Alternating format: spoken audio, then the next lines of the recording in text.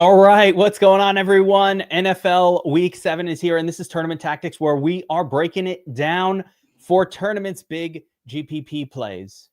And with me to break it down, the Dream Team is back, as always. In order, to my left, Burns, author of Winning the $1 Million Game, Secrets of the DraftKings Millie Maker, the Shark Lab himself. We got Josiah, the man with the plan, multi-time GPP winner, multiple sports. He's a renaissance man. Love it. Of DFS and with the ladies. And of course, Bobby 2 times, got to get the millions, multi-time GPP winner, and player picker extraordinaire. We got you covered, guys. NFL Week 7, 10 game slate. We got a couple really good ones. Let's start by talking about game environments, gentlemen. Some game environments. Some are gross. Jets, Panthers. Ugh. Gross. Dolphins, Browns, 37 points. Judkins Fannin, and nothing else.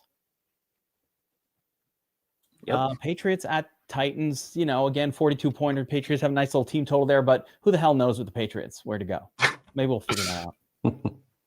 Good luck figuring out which Keyshawn Booty. They're going to bring back, they'll bring back some other name that you never heard of, like next week. Tyquan Thornton's back on the team. What the hell's going on over there? Chiefs at home against the Raiders in a smash spot. Looks like Brock Bowers might play. Doesn't matter. Hasn't affected the line. I mentioned all those because those are shitty environments, right? Let's not play those. But but it gets exciting here. So BobbyWow, Bears at home against the Saints. How do you feel about that one? Pretty good. Gotta love that matchup. I mean, look, I'm scared because the Bears aren't usually ever favored like this. I can't remember the last time the Bears were this much expected to win. So, but it's a great spot at home. Really bad Saints defense and some spots on the other side too with the Saints that we can target as well against a weak Bears defense. So I do like that game. Yeah. The Bears, listen, they're playing not like the Bears. They're playing like a real NFL caliber team. They broke the curse last week, Bobby. I'm telling you that they needed to get past Washington. That had to happen. They did. We had a doink in the game from Washington, and we wanted a walk-off win. It doesn't get better than that. But it was needed. That's where the curse began.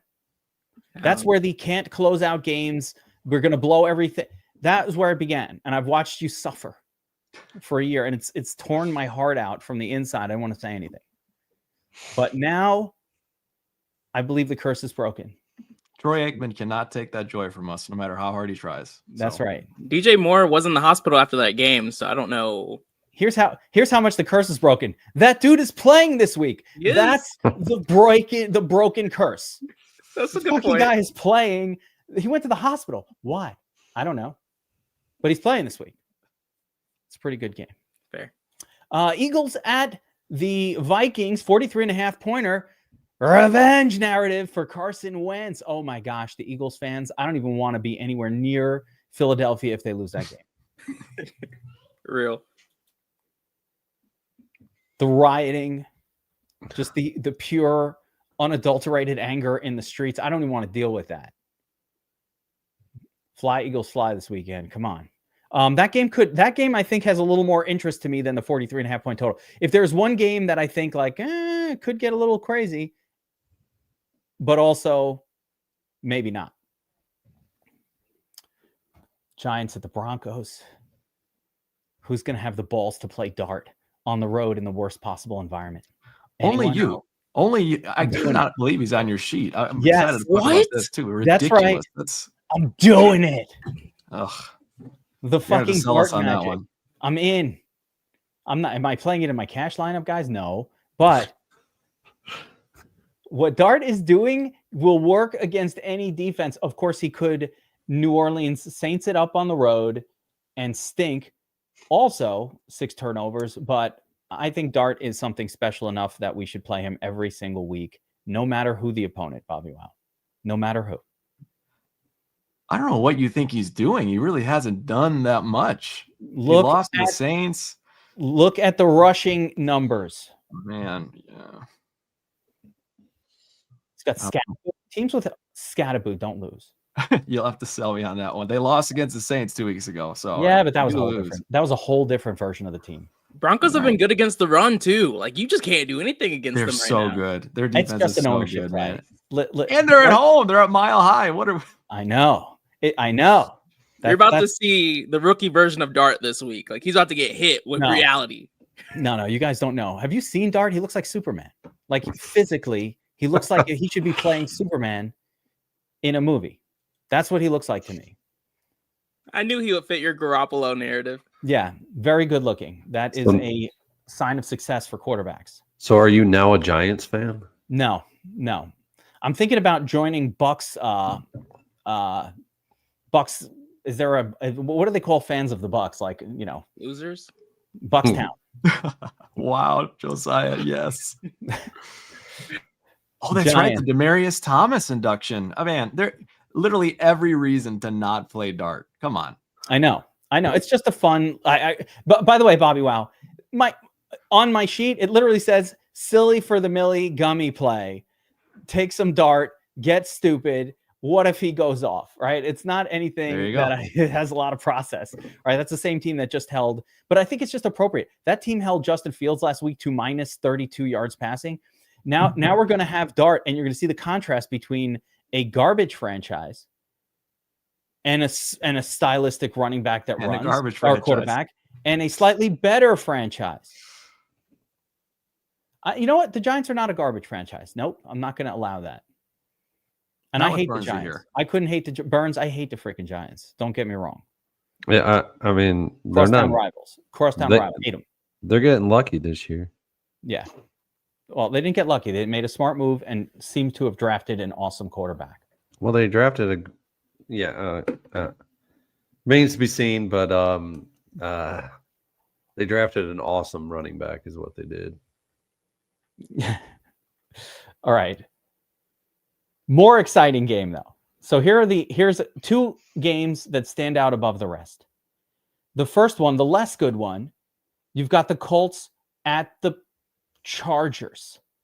Okay, Chargers back to somewhat full strength. The wide receiver group QJ is back for this one. Colts side, listen, we like the Colts. Josh Downs is out. It's been the Jonathan Taylor show, but I don't think that Jonathan Taylor is lock button to eat all the touchdowns on the road in this spot against a pretty good run defense of the Chargers. What if they can stop Jonathan Taylor? Now, good luck figuring out which two of the Chargers wide receivers to mess with. Very difficult. But on the Colts side, I'm really interested in Alec Pierce.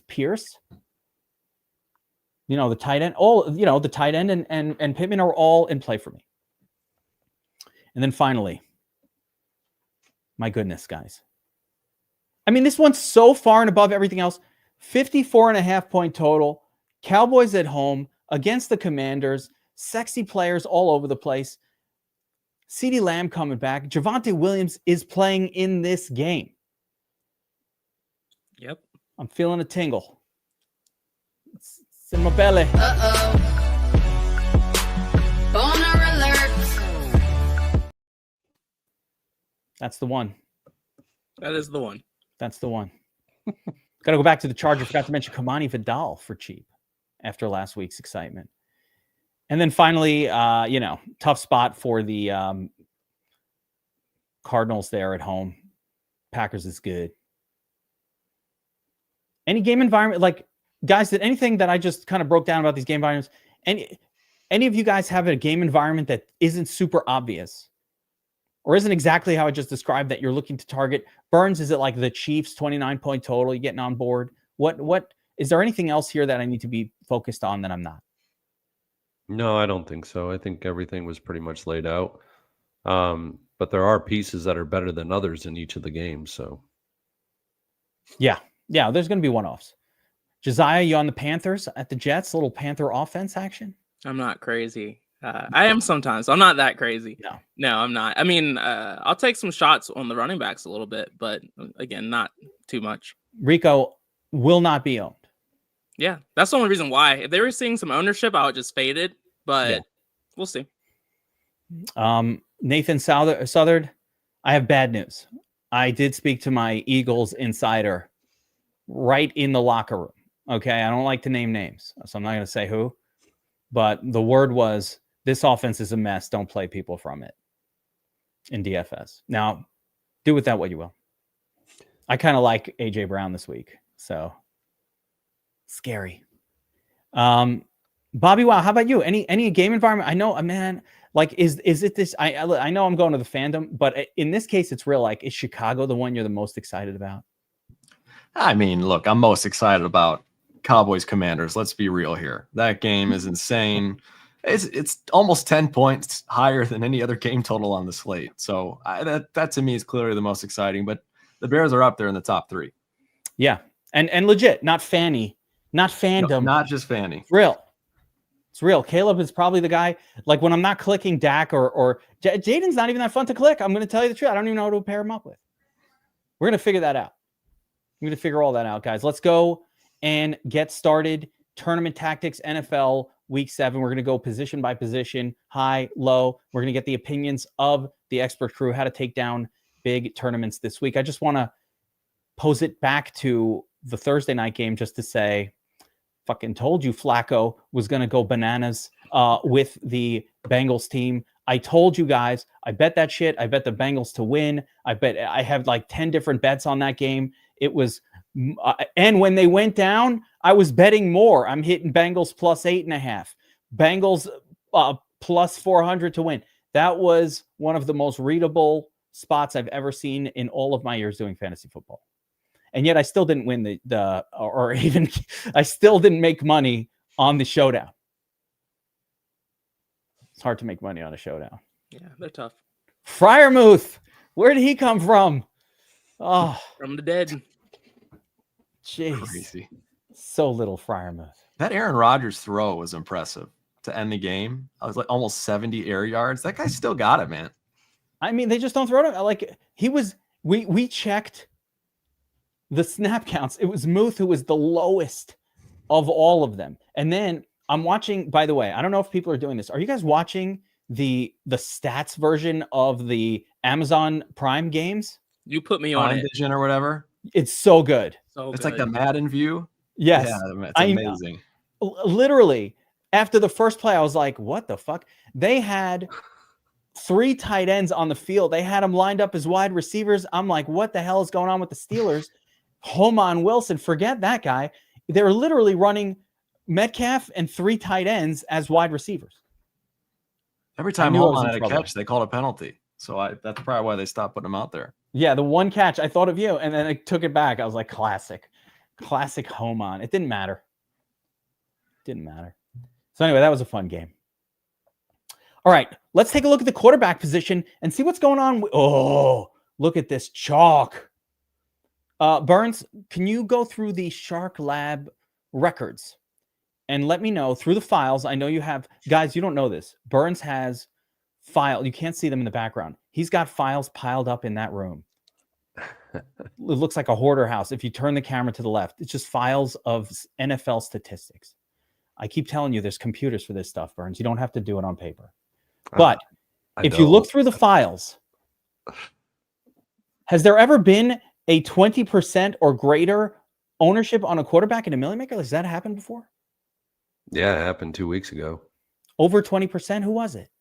Justin Fields at 35%. Oh, that was last. Yeah. Oh, yeah. But it wasn't in our his ownership projection. Wasn't that? It was like No. He went over the projection in that one. His projection was like 25%. Yeah. If I played the shit out of Fields. Yeah. Yeah, and he almost didn't get there too. I know, but he got there when he was supposed to. Literally, if you read the notes, it was like, this guy's going to suck. And then in the third, fourth quarter, he's just going to run for one. It's too easy for him to get to 28 points. Yeah, Jaden will be about 35% owned. Really? In the Millie Maker, yeah. If Justin Fields came in around 20 projection, 25%, and he's worse of a play, yeah. That week he was worse of a play than Jaden is in this week. So man, I was hoping like maybe Terry McLaurin being out would scare people away, and then you know, the turnovers against the Bears, costly turnovers. I'm like, maybe he'll be under, but nope. That total's too good. It's too good when every team that has gone up against Dallas has shined bright like a diamond. See, little Rihanna reference back to the boner alert. Yeah, I think he's going to be about 35% owned in the Millie Maker. He might even be pushing 40. So What? That's crazy. That's ridiculous. If Burns, if you are correct, I will fade the shit out of Jaden Daniels in the best spot of any player who's been all year. What I've been noticing is that there are players that are actually projected to be owned higher than what they are in the Millie Maker, and they come in really low. But this one, and that's in other skill positions. That's outside of quarterback. So I'm not even buying these ownership right now. This ain't right. Dak at 5% and Jaden at 20% does not compute for me at all. We just have to pray that it's right, because I would love a low owned Dak this week. That'd be crazy. If Dak is 4% owned, I'm going to play only one quarterback in 1,400 lineups this week. That's ridiculous. I will do. What is going on? This is crazy, man. If he's going to be 4% owned, BobbyWow, I'm rolling him in 10 different pocket max, 150 lineup runs. That's what I'm going to do. I won't, but it's goofy. More power to you. All right, I'll mix some Caleb in and Dart, of course. You got to. I was gonna say you probably have some Dart exposure there. Got to play some Dart. I mean that ownership is low. I don't think that's going to hold. My guess is by the time we reach Sunday, this will be like Dak will be 10 to 12% owned, and Jaden will be in the 17% range. I actually think it will converge. Burns? No. He's so skeptical. I think Dak will end up around 7.5 to 10%. Jaden will still push way up in the stratosphere because everybody just believes that he can, beat the odds of scoring 23 fantasy points as his ceiling this year. Are you guys surprised to see Mahomes as high as he is? I know he's been on a bit of a tear here, but and Rice is back this week. It's hard to not love him here. Rashee back is a big deal. It's too high for a non-competitive matchup. It's a non-competitive, and he's the most expensive. I mean, he's the easier quarterback to fade between the two of him and Daniels. I think it's easier to fade Mahomes. Yeah, I agree with that. If all things being equal. Can I say this? I'll say this about Mahomes. This is a different Mahomes than the guy we saw the last 2 years. It's completely different. Not because the player has changed. He hasn't changed a damn thing. He's exactly the same as he's been. But what we're seeing is when the Chiefs can't run the football and when they don't play that spectacular defense that they played the last 2 years, and they did play Spags. They played amazing defense. Like they were shutting everybody out. And I don't know what's going on, but that lack of a run game is forcing Mahomes to throw the football now. And he has a couple of weapons. And it looks like vintage 2022. When was his run? Like 2022, 2021 Mahomes? Like the early form version of Mahomes that was so good, you thought this guy was going to be the number one quarterback taken every single year for the next 10 years. And Josiah nailed it. He's compensating for the lack of a run game, running himself. Like that guy's scoring rushing touchdowns like it's going out of style. So that's a good point. It's tough. And his stacks are cheap. People always love those cheap stacks that aren't too pricey. So it's easy for people to make. That's a good point too. Yeah. Rice coming in. He'll be chalky this week. And he has a lot of weapons. It's not even the stacks for me at this point because I think Worthy is overpriced for the role. I just think it's the weapons, the plethora of weapons. And it's leading Mahomes to be this, like, how I used to always fade Mahomes and by used to, I mean, up until like right now, fade Mahomes as a showdown captain. No more. Nope. Can't fade that. Any other surprises up top here? I mean, it's Caleb, Herbert, and then it drops precipitously to pretty much everybody else. The Herbie double-digit ownership is a little bit surprising to me too. I feel like after multiple duds, I'm surprised the field is still in love with him. But I think this one has to do with the Colts. They've lost all their cornerbacks. No one's out there anymore. And so it's just a super soft matchup. And I think people are assuming they just have to throw with not a ton of great running back talent, even though Vidal was great last week. Yeah. It's just one of those things where on paper for Herbert, it looks good. Like, oh, no dominant running back in there. All right, check one. Lots of good wide receivers. Check two. Sometimes runs for a touchdown. Check three. But somehow, Herbert, you're right, BobbyWow. Somehow, like last week, we thought the same thing. And all of a sudden, Kamani Vidal breaks out and becomes the GOAT. And it's like, hey, one more reason why Herbert wasn't going to smash in that game was because everybody else broke out. So, I think it's a fadeable spot too, though. I don't think I don't feel the need to go there, but let's not forget that Aaron Rodgers, no one was excited about him. If that game was on Sunday, he would have been 0.01% owned when he, I don't know. You were the only one that really hated him. Well, But I mean, yeah, if it you're was a right. main slate, you weren't playing Aaron Rodgers in that game. That's true. That's very true. Like, I mean, let's be self-aware. No one was. I don't know. It's Yeah. such a bad defense, but yeah. Yeah, You're no right. one was doing that. But they are epically bad. Without Trey Hendrickson in there, that team looked like my high school football team over here. That's and like it hasn't won my kid's high school team hasn't won a game in like 4 years. Oh no. And the defense looked very similar. Like I go to watch those games, similar schemes, similar talent levels to what I was seeing on the Bengals. Oh, the Bengals are going to be so fun for the rest of the year. No defense and Joe Flacco. I need a freaking JMO song to dance with for Flacco, but I'm working on it in my mind. I'll have something for next week. If it exists, I will discover it. All right, guys, let's get into it now. So we see the ownerships.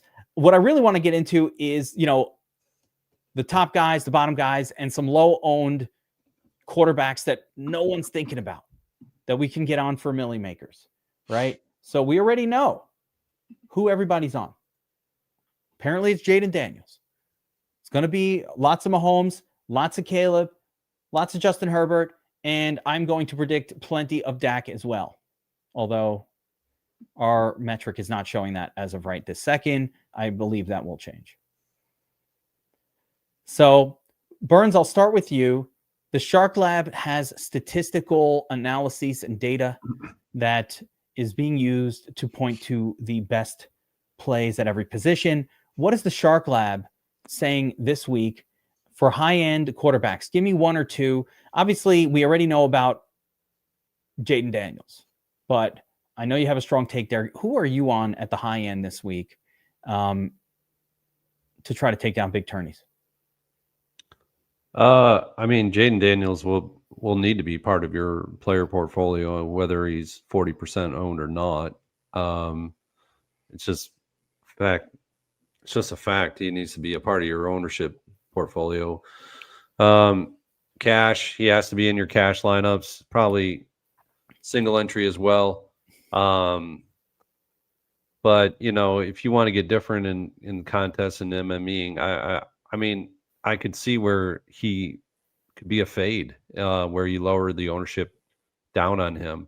But guys like Herbert, I mean, he's in a really good spot this week. From a metric standpoint, from a Vegas standpoint, it just lines up for him.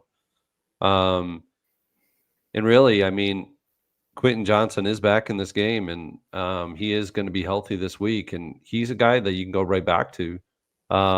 I don't mind him at all this week. I think actually it could lower his ownership quite a bit, and it's a sneaky stack because a lot of people just go right back to Ladd McConkey, thinking that Ladd is the actual guy in this one. But to be honest with you, Indianapolis is getting their slot cornerback in this game, and he's actually a solid slot corner. And that might be that. Isn't that where Keenan Allen exists? Yeah. So whoever's in the slot, I mean, it could be Keenan, it could be Ladd, whoever they put in the slot. He's good enough to take them out of the game. So Quentin Johnson becomes a relevant factor in this game. And you'll get him at probably around 10% ownership. So especially in the Millie Maker, that the wide receivers, the ownership kind of fluctuates a bit. So if you think like a guy could be like 15 to 20% owned, I've seen him come in at 9. And I was expecting them to be way higher, but that's okay. Other guys, Dak is in a fine spot here at home, underdog, but I don't think a lot of people will play Justin Fields at all this week. I think he's going to be somebody that nobody will even go back to, simply because he had a massive dud against Denver.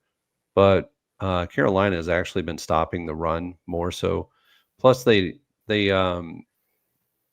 actually good run stopping defense. But without Garrett Wilson, I think it actually opens up things a little bit more for him, where he's just not going just to one guy. I think it actually makes Mason Taylor a viable fantasy asset this week. So I don't mind just that pairing, because that's about a $9,000 salary across the two of them. So those two guys there. Caleb will be in my player portfolio. He's probably going to be my single entry quarterback this week. I just like how he opens things up. Him and Roman Dunze just open things up from a salary perspective. It's way lower than what you're going to have for Mahomes and Jaden Daniels, and everybody will be on Jaden Daniels, especially in the high dollar single entry contests. But what's been winning in single entries are the guys that are in the 5K range. And so I don't know if it's going to win. So, yeah, I like it. Good calls. Josiah, how about you? We have popular, and let's call it like popular quarterbacks and not popular quarterbacks this time, right? We've got basically 4 extreme chalk quarterbacks right now: Mahomes, Daniels, Herbert, and Caleb. And everybody else is a GPP special this week. Yep. So, yeah, let's go. Love that, Savage. Hell yeah. Prayer props hat on. Hell yeah. But Josiah, who are you on? Give me one of the high-end quarterbacks, the higher owned ones that is like really popping for you personal. And then do you have any sort of sneaky ones that we're not thinking about, silly for the milli, 5,000 milligram gummy style? Yeah. So Caleb Williams is the one for me. This Saints defense has given up so many passing yards. We've seen so many receivers just go off against this team. And so even though I'm not the biggest fan of Caleb Williams and I don't have the most faith in him, this is a spot where I'm willing to go all in. And then when it comes to like sneakier plays, I like what you mentioned, Burns, about Fields. The Panthers haven't really seen a rushing quarterback so far this season. And so we don't really know how they'll respond. They're also missing their defensive end. So he's going to be out for the season. So there's some potential that Fields could really go off here. But my own personal plays are going to be Bo Nix and Drake May. Bo Nix, Giants have given up a lot of passing yards. The problem is the Giants defense is just kind of struggling against both the pass and the run. And so it wouldn't shock me if J.K. Dobbins has a decent day and Bo Nix just gets a decent amount of yards. But at 3% ownership, that's easy for me to get some leverage on. So that's a spot I want to attack.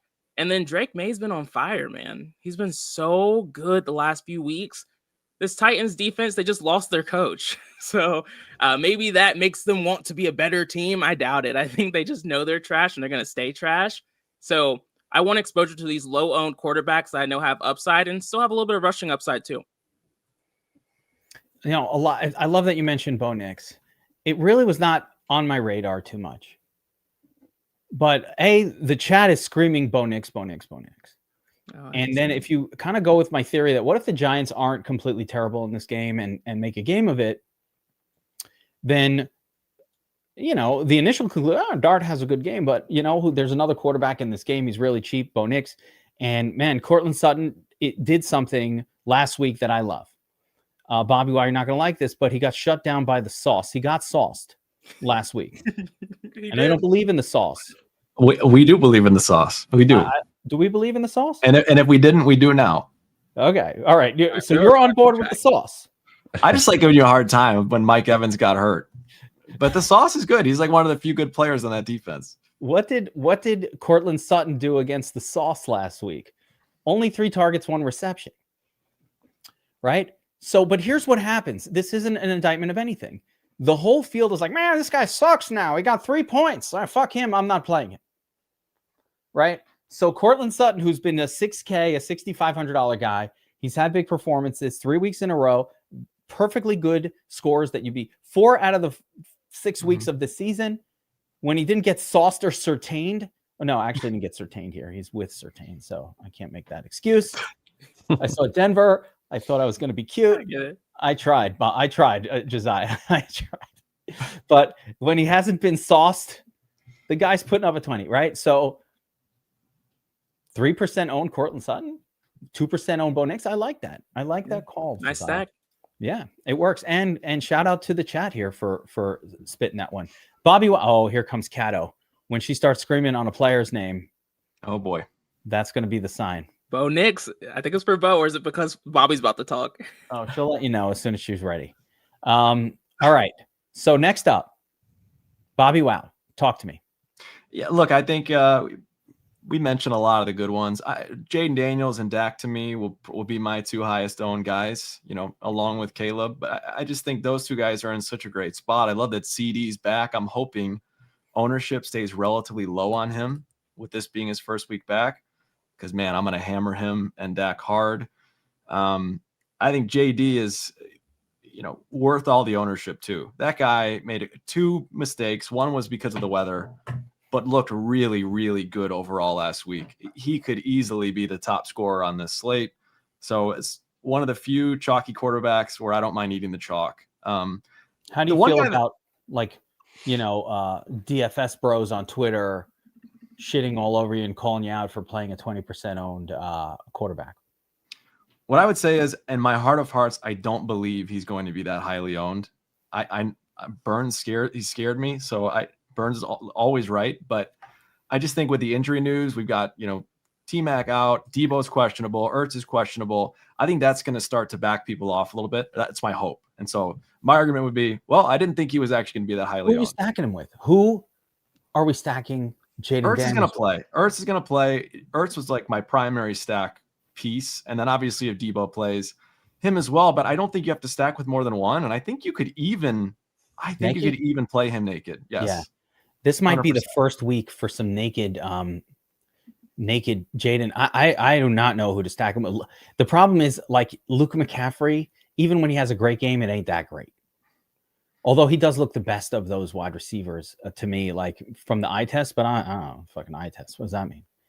I don't know. You can shoot yourself in the foot easily by trying to jam in one of those guys, Chris Moore, Luke McCaffrey. Not saying it won't work, but it's more likely that you end up hurting yourself trying to jam those guys in than leave them out. And I'm not 100% convinced that Debo Samuel isn't massively injured and just playing through it, and not being effective. I don't know. He missed practice a couple days already this week. He did. Yeah. He's not fully healthy, but if he plays, I'm going to play him. I think the one guy that we haven't talked about that, people were excited about last week and you kind of let them down. I think Jordan Love is worth a couple of shares this week. I really do. The Cardinals passing defense is absolutely atrocious. I think Brissett actually makes them more competitive, which means, maybe Green Bay won't get to just hand the ball off to Josh Jacobs and move on.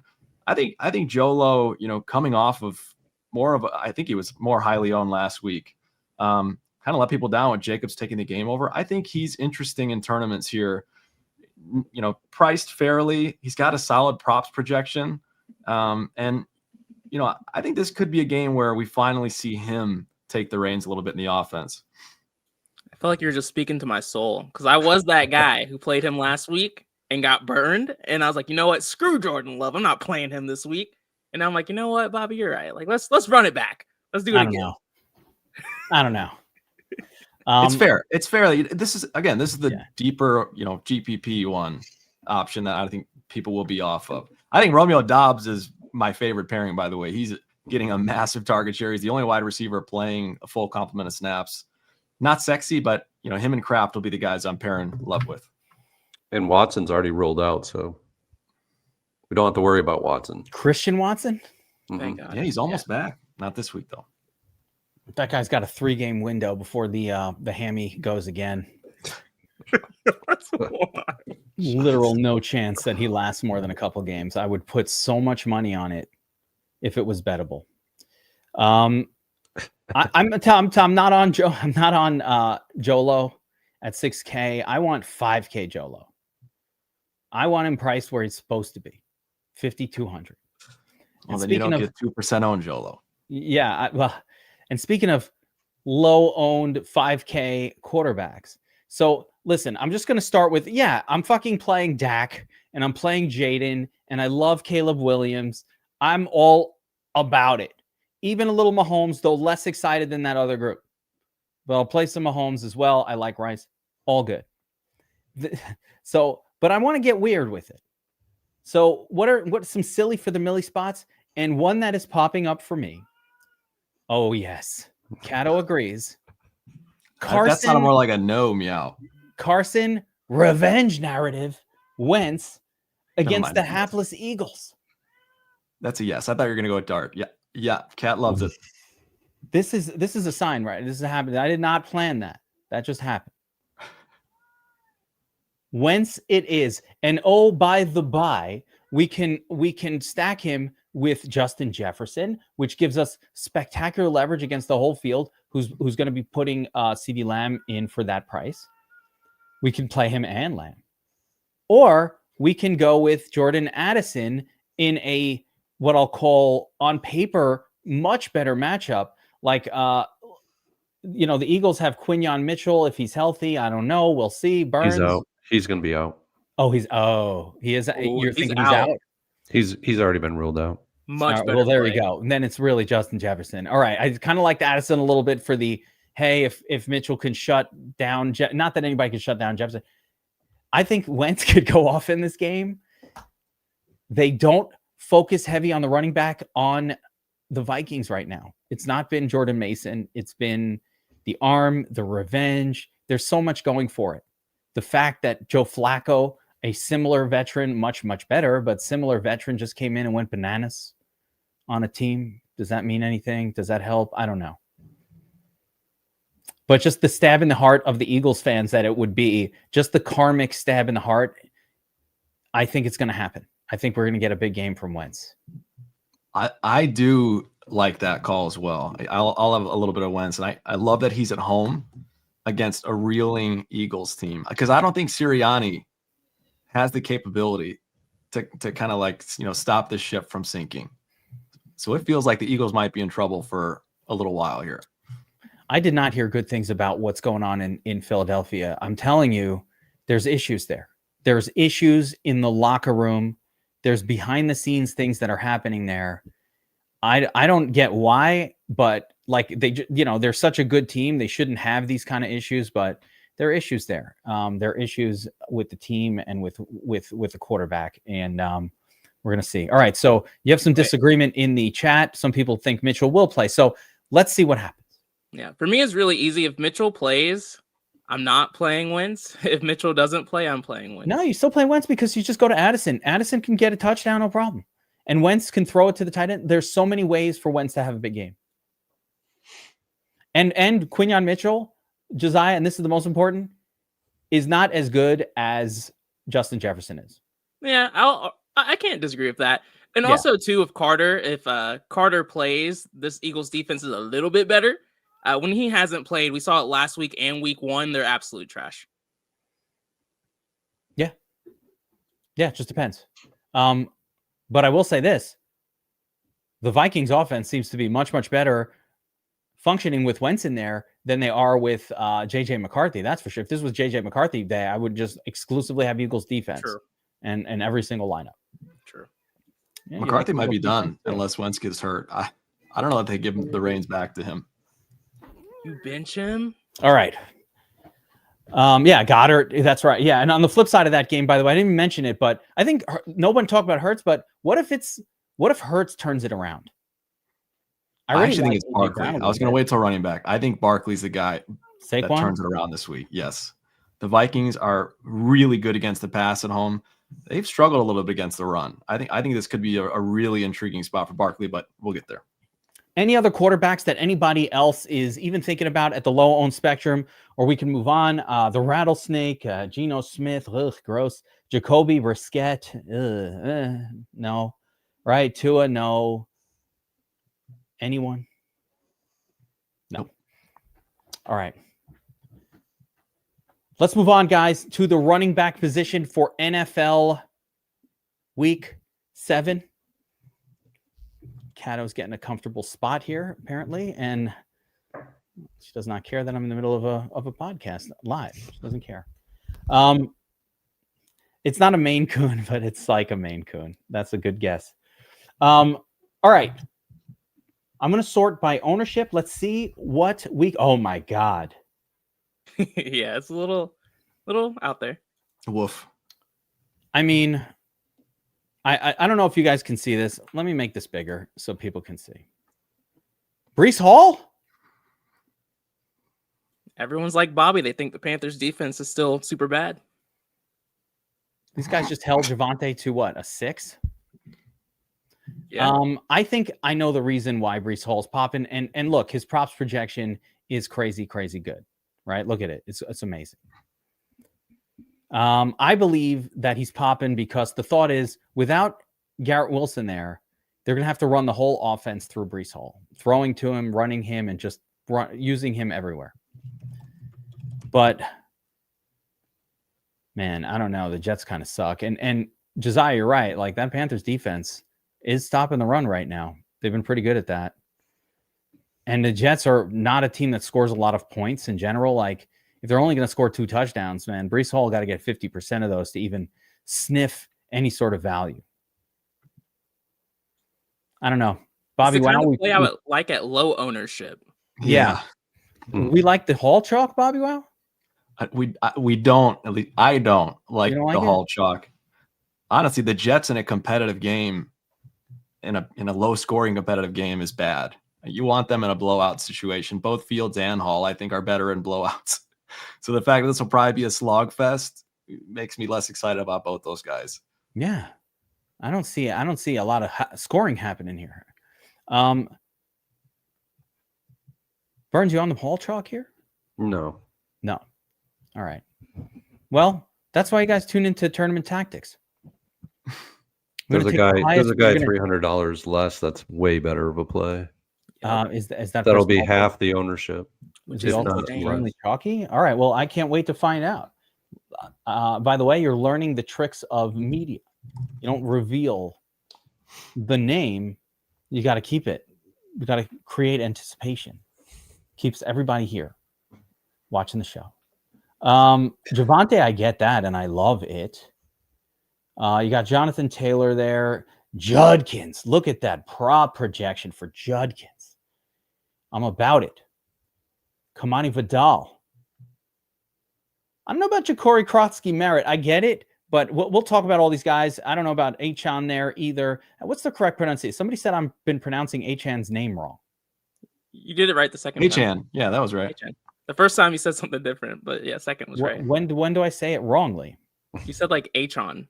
Well, that's because I was trying to say it like a different way than I normally say it, because somebody's like, you always pronounce his name wrong. And like, I took it to heart in the comments, like of one of these videos. I'm like, The more we talk about the name is when I start to mess it up. Yeah.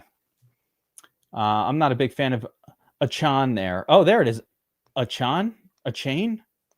Achan. H-Chan. It's H-Chan. Yes. Achan. Achan. Achan. I don't know. Devon Achan. No. Josh Jacobs, a little bit low here. Swift. Yeah, Janty, I don't like too much. Mason. So, all right. Let's go studs and duds, guys. We've already established that I don't think any of us really are in love with like loading up on the normally I'll go crazy on the chalk. I'll just go over on running back chalk. I'm not sure about that spot for Breece Hall. It's fine, but it's 30% is high for me. All right, so let's talk about the high end of the spectrum here. You've got Jonathan Taylor in that smash matchup. You know, listen, Jonathan Taylor's been the guy. Achan against the Browns doesn't really. The comments broke you, Kevin. They broke you so bad. They do. And now I'm going to be. I'll never say it right, ever. It'll always be in my head. I don't like the spot for Achan here at all. I can't believe he's that high on. Josh He's Jacobs in a good expensive. spot. That's not Yeah, a good. little Yeah. expensive. I think the thought process is the weather. This is like, I never ever let the weather influence my decisions. This might be one of the very few games this season where I do. Heavy rain and like 50+ mile an hour wind gusts predicted right now, which I think is partially, why Judkins prop is so high as well. Does I that think help? we're going to see a ton of rushes. Does that Like help? that hurts him. Does that help Achan though? Yeah, he does He's so more much of a through the pass. passer. I think all passes will be super short, so I don't think that it necessarily hurts him in the pass game as much as Sure. like a wide receiver. But again, super expensive, not a great matchup still. Roth Window Services is saying that it's the way that I normally say it is correct. Yeah, That's what's messing me up. Like I always call him Achan. yeah. You've been right. Yeah. I don't get it. I think we got to move on. We're putting a lot of emphasis into his name, and nobody cares. I can't remember it now. Now I can't even actually recall how to say it correctly. It's fucked me up. Just call him DA. You'll be all right. Yeah. All right, let's move on from that. It's really messing me up. I can't get past it here. All right, so BobbyWow, who are you paying for? Little Saquon in the upper echelons here. Yeah, 7K and above, it's Saquon for me. I will be well overweight on Saquon. Now, the prop is concerning for me. I very rarely will go against the prop. That's a really low prop projection. But I do think there are some signs that point to a breakout week for Saquon. One, the Vikings rushing defense has been really bad. They give up yardage in chunks to running backs. I think 4.5 yards per rush. They're one of the worst teams in terms of rush yards allowed per game. And the Philly offensive line might be fully healthy for one of the only times this season so far. It sounds like Lane Johnson's good to go. I think Landon Dickerson is back at practice, which would be huge for the rushing offense. And the Vikings, like I said, are really good against the pass. So 7,700 for Barkley, price below Jacobs. I think this is the lowest we see his price get this season. So I'm going to be overweight at 10% ownership. Yeah, I love the Saquon call. I mean, Saquon's looked good this year. It's just the Eagles' offense as a whole has been bad, so he hasn't been able to do anything. And yeah, great points against the Vikings. He hasn't had a single game worthy of a $7,800 salary so far this year. That's the downside. It's a downside, but again, 7,700, the cheapest we'll ever see him at only 10% projected ownership. That's really, really low. You know what else is a downside with Saquon right now? What's that? He's not even going to see the football within the 3-yard line. So every touchdown that he scores has to be a fairly long run. Like the team, they're not even pretending like they're doing anything but tush pushing it. Last week, they tush pushed out from 4 yards 4 times in a row. That's true. Crazy. No, that's why his prop projection is so low, because he's not projected to score any touchdowns. So you're right. That is definitely an issue. That's how they get you, though. They make you think, oh, we're never going to use Barkley here. And then they do. Yeah. Or they use Goddard. Yeah. They already got my money 6 weeks in a row playing Barkley and his no touchdown getting ass. What the hell happened from last year? This guy scored like 20 touchdowns. He went to very little. So yeah, I think that's a good tournament pivot off of something. I'm not in love with paying up at running back guys, but Josiah, is there a running back that you're like, hey, I am paying for this guy this week? Yeah, for me, it's JT and Barkley. It's pretty much that simple for me. JT and Barkley. That's cool. So yeah, I like Jacobs. Actually, it's weird. No, I think I like Jacobs better than Barkley. JT, I'm not, I don't have the balls to fade JT at this point, but I probably go Jacobs is an awesome spot. Josh Jacobs over Barkley. Burns, what does the Shark Lab have to say about all of this? Yeah, it's Jacobs. I think he's probably going to be less owned than what he's showing here. I think he comes in about 5% less than this, especially in the Millie Maker. Yeah, he popped off for 32 points, but I think he's going to come in about 2.5 to 5% under that ownership cap that he's at right now. which is fine. I like him again this week. I think he has another solid week. I don't think it's 32 points. I think it's more like probably around 25-ish, 20, 25. Yeah, I like Saquon Barkley too. I think he's a great play. I've been running him out every week and to my detriment. And what the hell? Why not? Right. It's kind of shitty this year. He's just been like, sucking, but maybe that's why I like him more, because I haven't been playing him. So now I'm I'm ready to get hurt. Yeah. I don't think I played him at all this year until now. Yeah. The guy I'm not high on at all is Jonathan Taylor. I'm not high on this guy at all right now because he's at $9,000. He's going up against the third ranked defense against the rush. And he's not been the pass catching guy this year because he doesn't have to be that. But even still, they're 8th ranked against pass catching running backs. I'm not on that play at all, especially when he's hitting 9K. To be quite honest with you, I think he could be a full fade for me this week, where I have 0 of him. Set it with his chest. I love that. And I love it. They're actually averaging a point minus 1.5 points under the average fantasy points for running backs for their defense of the Chargers. So then what that means is that every week the average amount for running backs is averaged across the NFL, and whatever that average is, the Chargers are giving up 1.5 points less than that. Yeah. So what that means is that he's really not that good of a play. Even in his ownership is reflective of what he's done in the past. It's not reflective of what he's going to do in the future.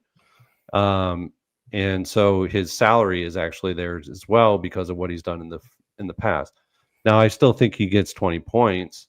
I just don't think he gets 35 that I need for him to win the Millie Maker for me. That's just my thoughts on it. I mean, the reason why I like Josh Jacobs, I think he could actually get 2 touchdowns in this game. He's got a 2 touchdown prop at 275 right now, plus 275. It's the best prop on the entire slate. He's got a minus 205 for a touchdown score prop right now, anytime touchdown score. So I like that better than I like with a guy that's $1,000 more. But yeah, that's kind of how I feel about the 7K to 8 to 9K range right now. Yeah, I mean, there's a lot more excitement at running back as we go down a little bit.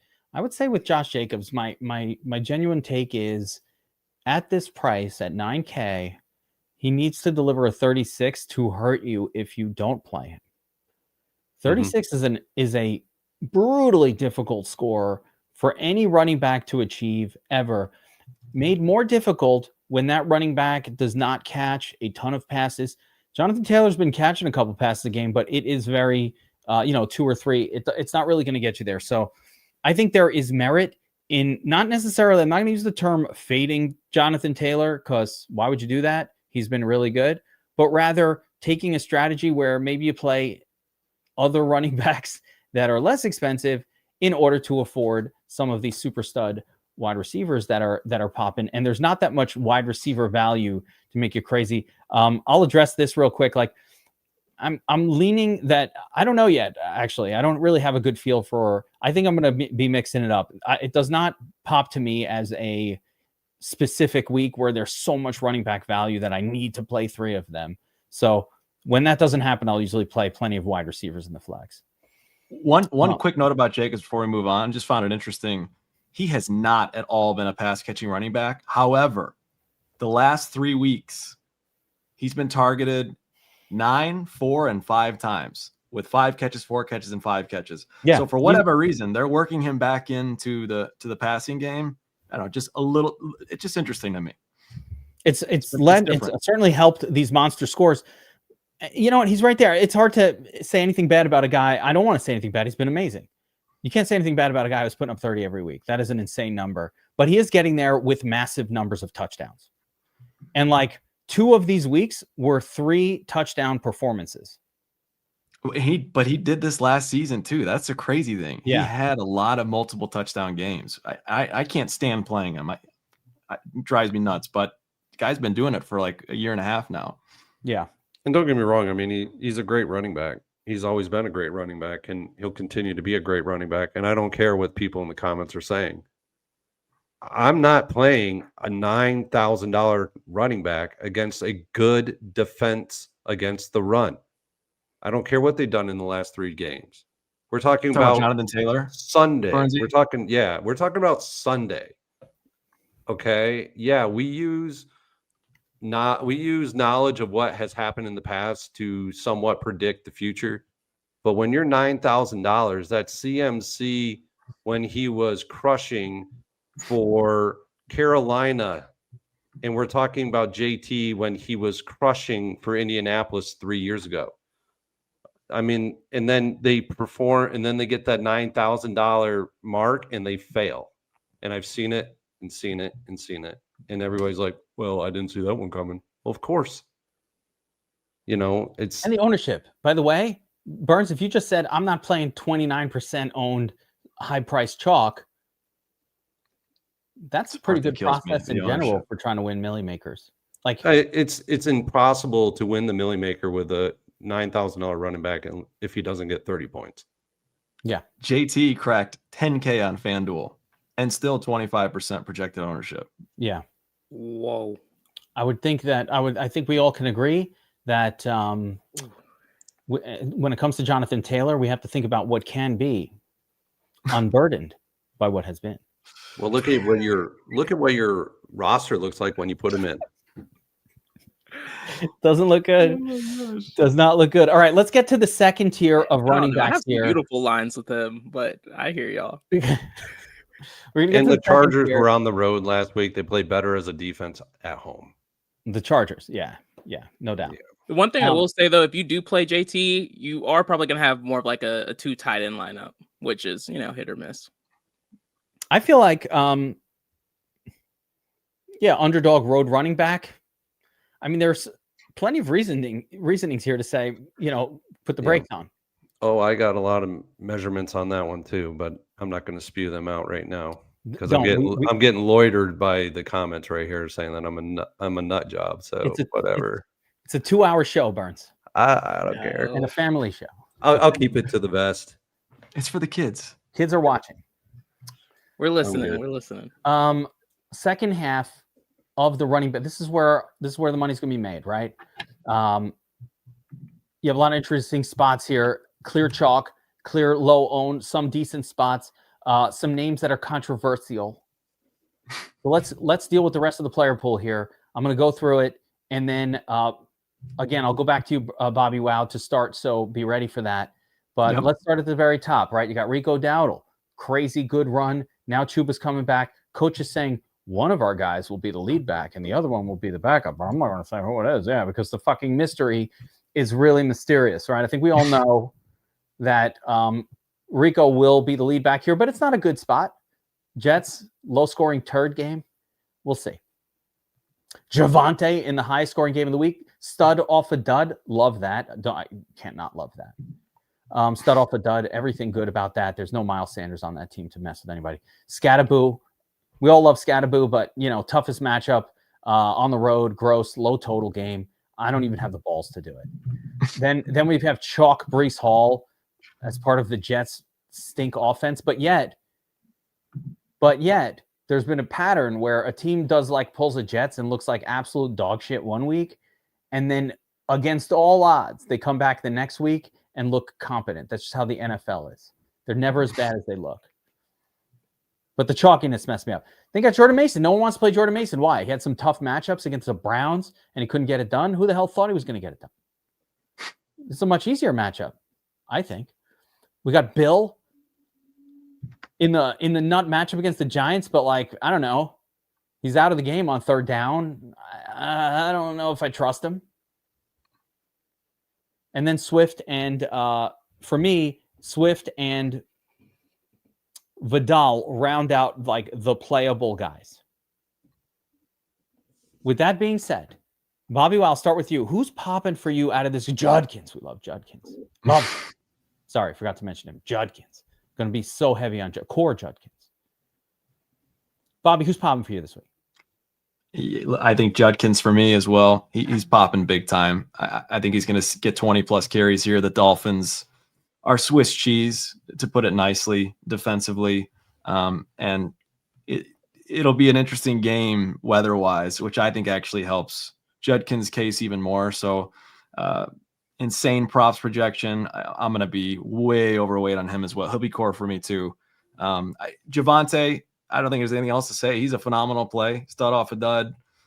Dak could end up airing it out, throwing for 4 touchdowns. That's probably the biggest concern, is that, maybe Dak vultures Javonte's touchdown opportunities with CD back.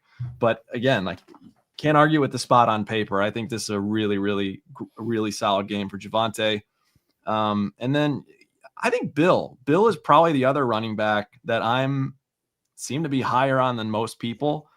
I get the concerns with him coming out of the game. But it really feels like Washington is committed to kind of riding it out with him as he gets more and more comfortable.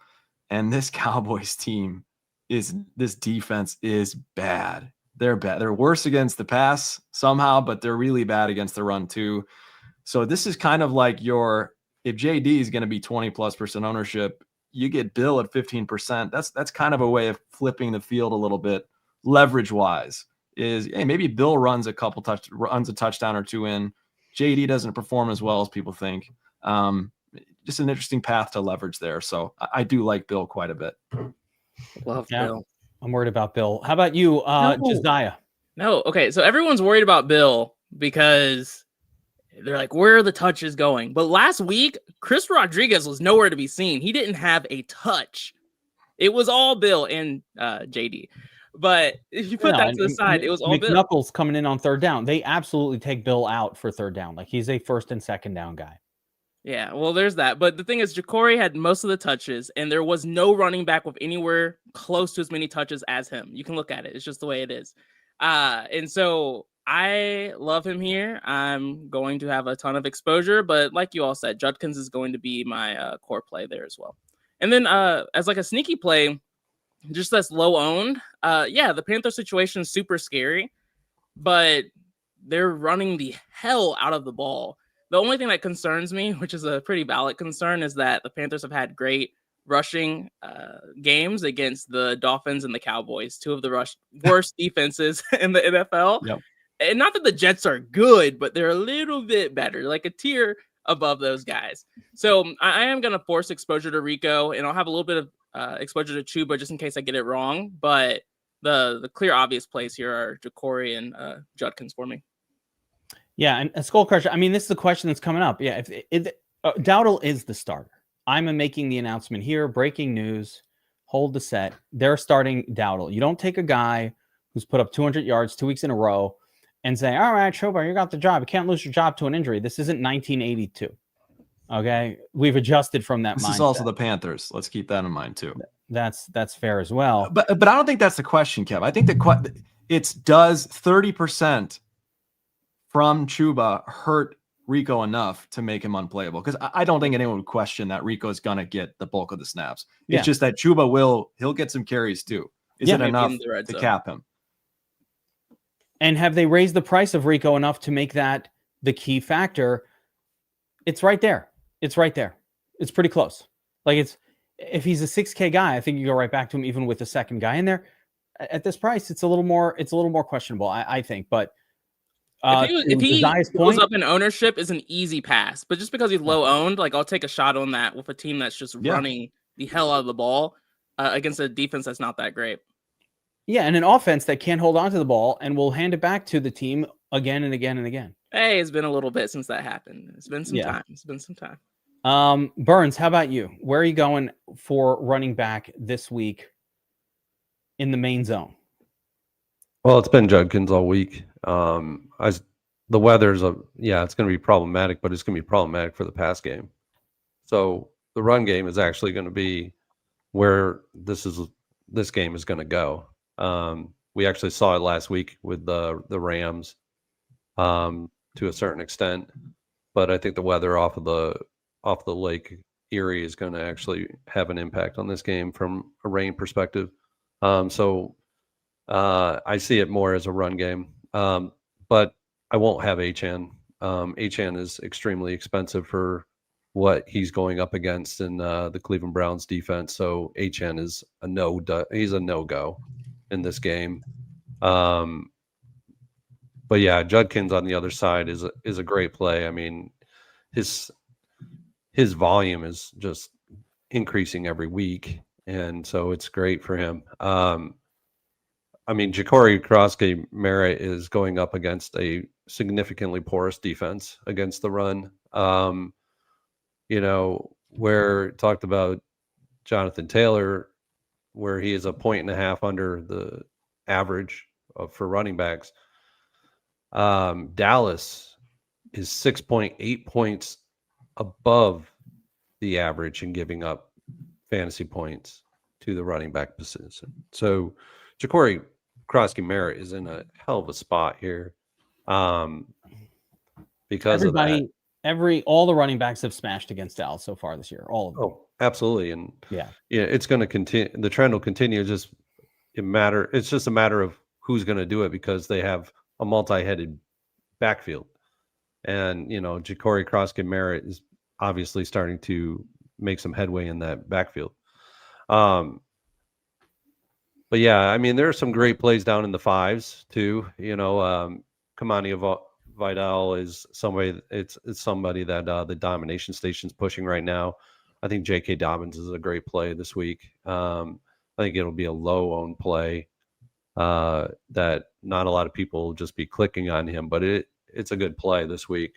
It's a sharp play actually. And then a play that I don't think is getting as much run as it should, because I think the game script for this one could go away from where everybody's thinking,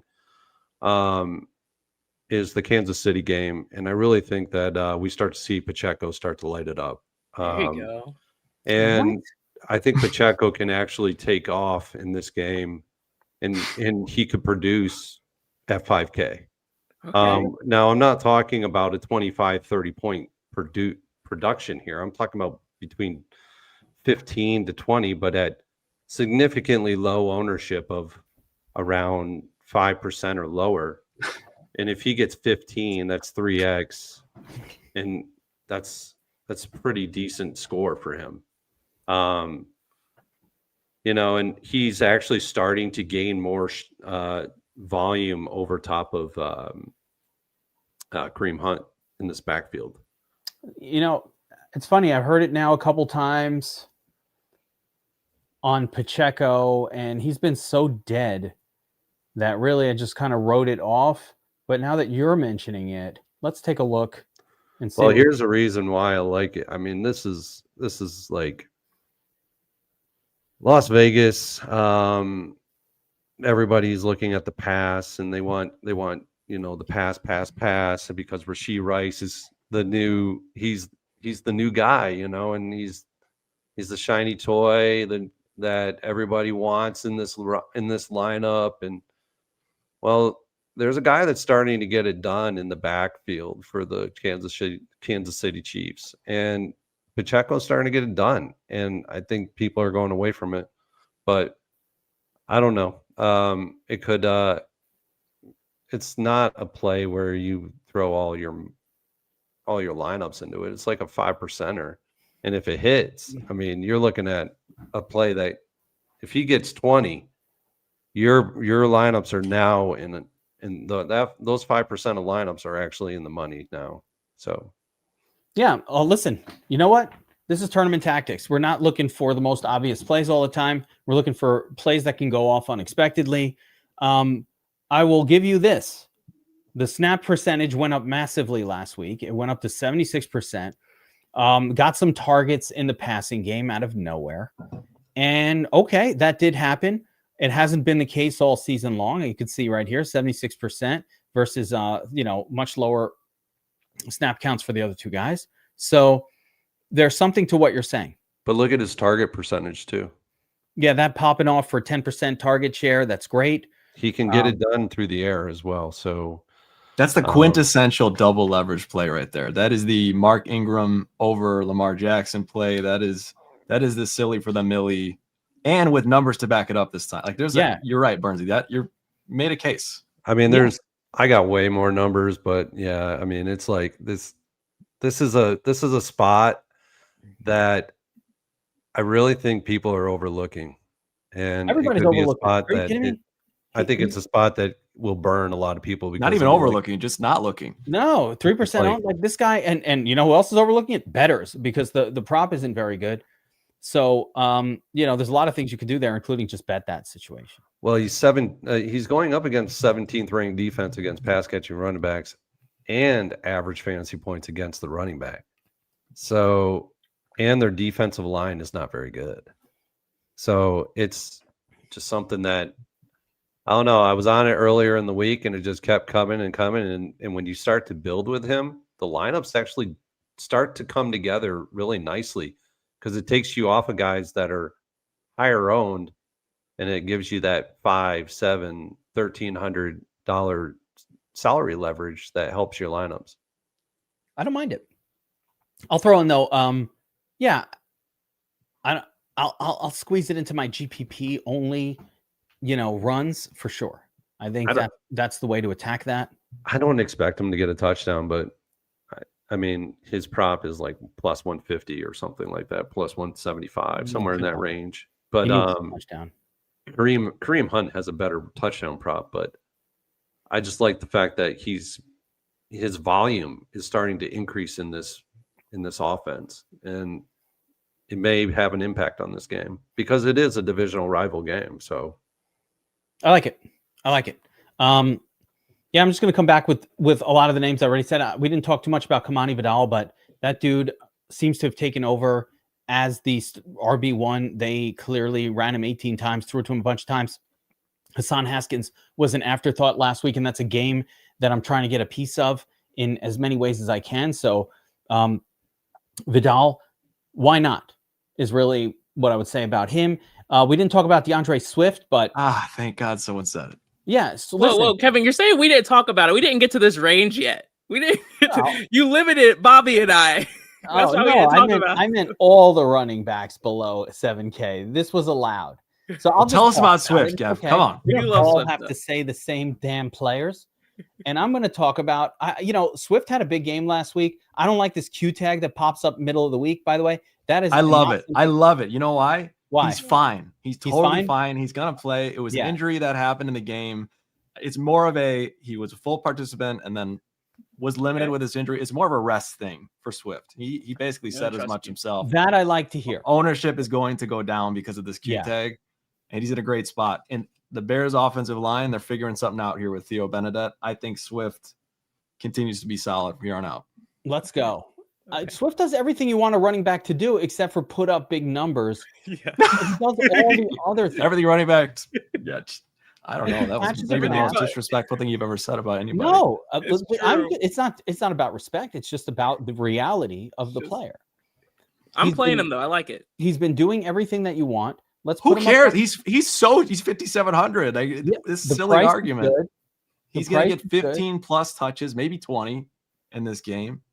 This 5,700. I just can't beat that price, man. It's crazy. Some targets each week. Would I like to see the touch numbers go up to 20 plus? Yes, but I mean, he's coming off a 28 bomb on Monday Night Football. Yeah, Monday Night Football. Mm-hmm. And Swift also seems to have little bunches of games that go together with little spikes, and then he falls off the map again. That's his career. If you look at last season's returns, I wish I could show you last year. It's exactly like this. All of a sudden, he's 10, 12, 12, 10, 10, and then a 3-game spurt of 20-plus pointers, and then he goes back to, the pedestrian guy. Reality. Of course, he's a whole different Chicago offense than last year, and, they look like they're actually going to start winning games, and that's where, what's my number one philosophy about running backs? I want running backs on the teams that win the games. I want winning team-favored running backs. That's it. He's favored at home against a shitty defensive team. The Saints, everybody's running all over the Saints. Mm-hmm. Everybody's running all. The Saints on the road, they might as well just have quit before they even got there. I'm jinxing your team, BobbyWow. You really It's are. over now. It's over for me. God dang it. Zero effort. Tank for Arch. Ew. You don't want I wouldn't Arch either. I wouldn't tank for him. Birds, who we tanking for this year? Definitely not him. Not Arch. Tank for Got the name. Arch. He's got the Everybody's tanking for the kid from Indiana, probably, or the kid from Oregon. Tank for Arch. It's definitely not the kid from Florida, from UF. No, and they're not tanking for Drew Allar anymore. He got hurt last week. Yeah. Any other thoughts on the running back position, or shall we move on? Yeah, I'll just hype up J.K. Dobbins more just because of his low ownership. Giants are bottom 10 team against the run. I do like Bo Nix, but I think there's an even higher chance that J.K. Dobbins just has a day. He never has a day, Josiah. He never has a day. Okay, we'll see. I say nay. Fling played him in his lineup in the draft battle. Yeah, I liked it. I was like, that's a good pick. Yeah, But Fling is a Denver guy. I mean, you know He's gonna win this week, man. guys, let's take a look at Sorry. no, I'm moving on. Wide receivers, NFL Week 7. Let's sort by ownership and see who the chalk is.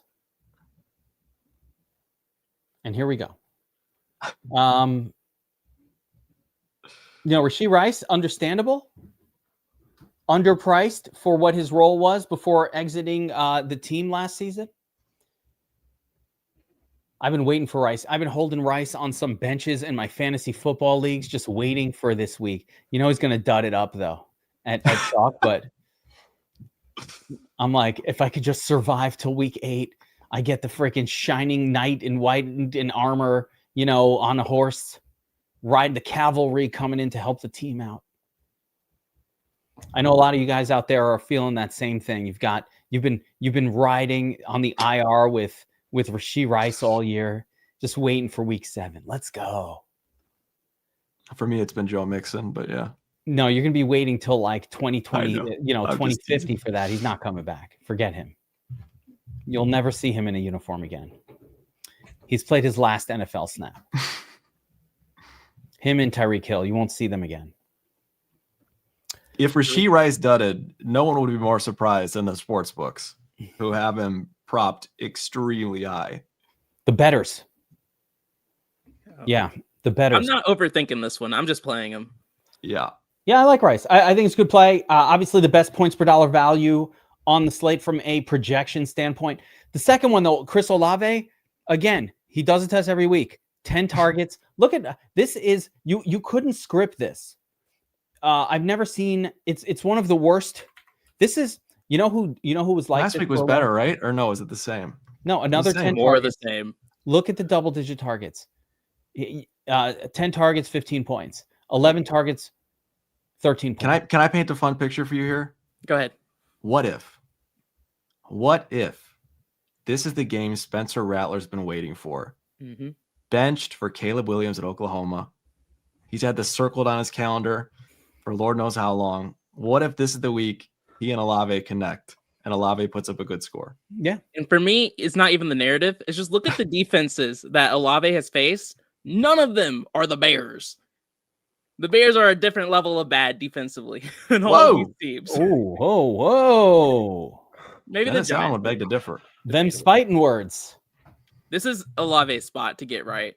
Finally, hopefully a 20-point game. Yeah, no Jalen Johnson. Could be. I don't mind it. I don't mind Olave here. I think you go right back to it. And as a matter of fact, in cash games, why not? If he's going to get 12 targets and 15 points, I'm pretty okay with that in my cash lineup. Like, okay, I'll take that. Fine. Thank you very much. I'll take it. It's a 3x. He scores a miracle touchdown. It's a 4.5x. It's just like that. I don't mind it. Revenge game for Rattlesnake. Rattlesnake's lucky to be on an NFL roster. Nonetheless, starting. He doesn't have time to think about revenge against Caleb. He's just happy to be here. No real. revenge. Yeah, CeeDee Lamb up there. Deebo Samuel, man, I don't know. That Q tag follows him around. This guy's banged up. If he plays, though, you got to play him. You got to assume. Look at that prop projection as well on him. Basically the same as CD for 1,400 less, 1,300 less. It's bananas.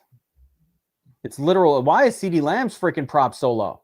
I think people are nervous, and even I am a little bit with CD. Like Pickens has been the guy ever since he's fallen off. Can Dak utilize both of them? Like, or is Pickens really the preferred option at this point? I think it's going to be CD, but it's an interesting question. I have a thought on that we'll get into as we talk about the whole of the wide receiver group. We're just kind of looking at the chalk guys. Yeah, nothing else standing out. Tet McMillan against the Sauce. Whoa, okay, yeah, this is a fate. Tet had 2 touchdowns last week and wasn't in the nuts. That was crazy. He's getting expensive. He's getting expensive. I can't do it. Yeah, I had a lot of exposure to him last week. Somebody's knocking on my front door. What the fuck? What the hell is going on? Should I get the gun? Coming around here at these hours. You ever see from the movie Friday? Why are you out here knocking like you the police? What the hell is going on out there? Jalen Waddle. So, all right, so let's just get into studs and duds here. We see who the chalk is. CeeDee Lamb. No one's playing Pickens. Gonna get crazy. So let's talk top to bottom, studs to duds. Let's start in the stud zone here. 6K and up, guys. That is our metric. One interesting thing for NFL Week 10 is that we don't have those 8 and 9K wide receivers. There's no one. Doesn't exist on the slate. Puka, not there. Who's normally an 8 and who's another 9K normal? Lamb? Wait. What happened to the expensive wide receivers? I don't know. So we got Justin Jefferson, CeeDee Lamb, George Pickens.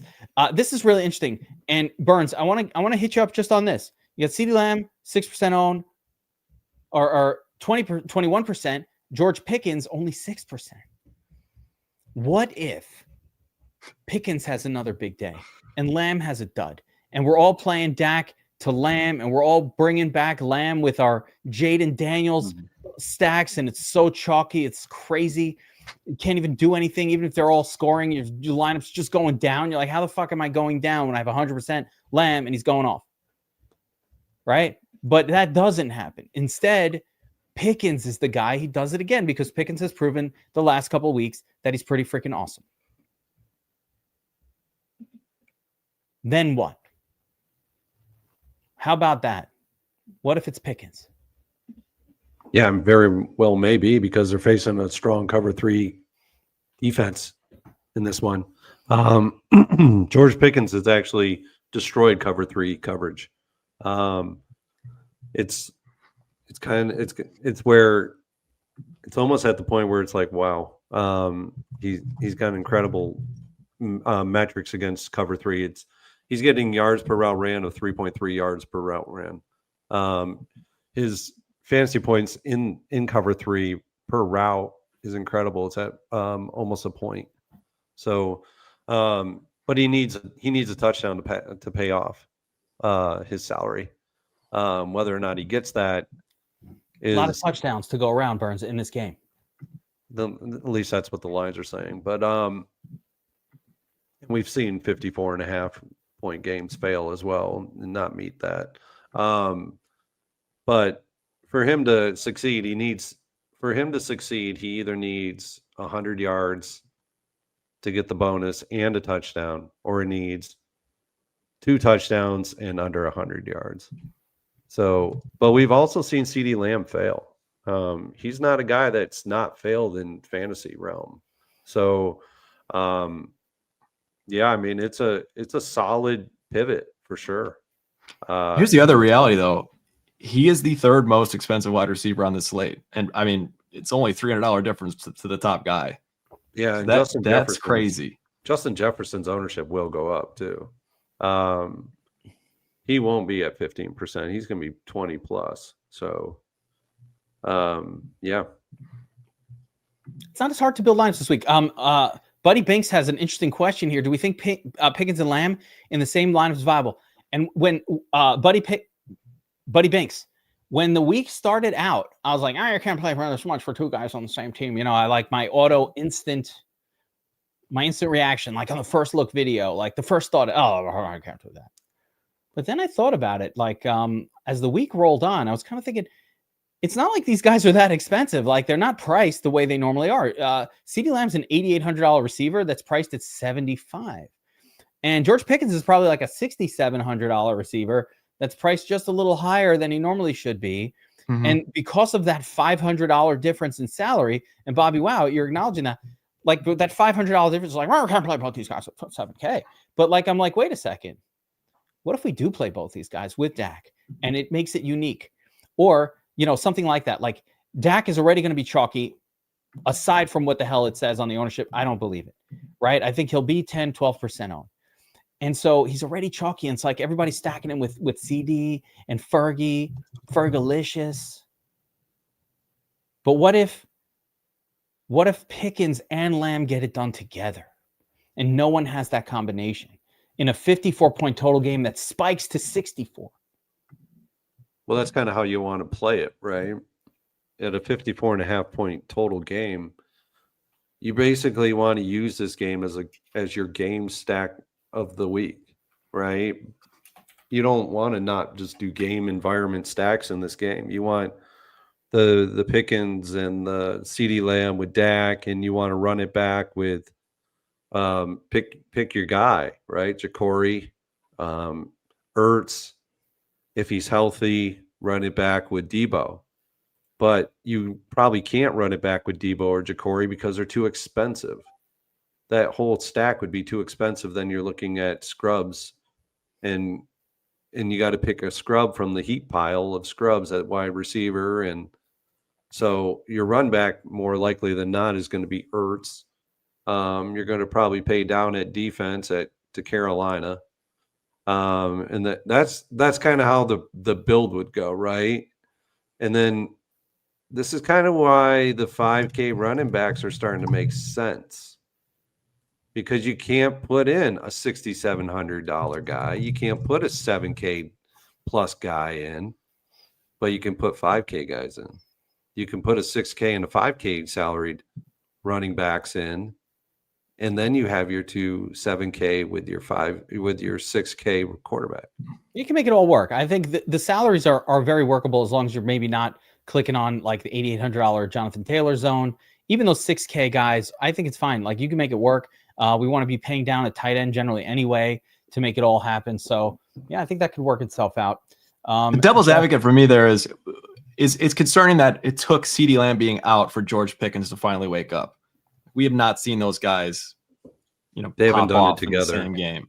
Yeah. He's new to the team though too, so like some also growing fair. Pains were expected.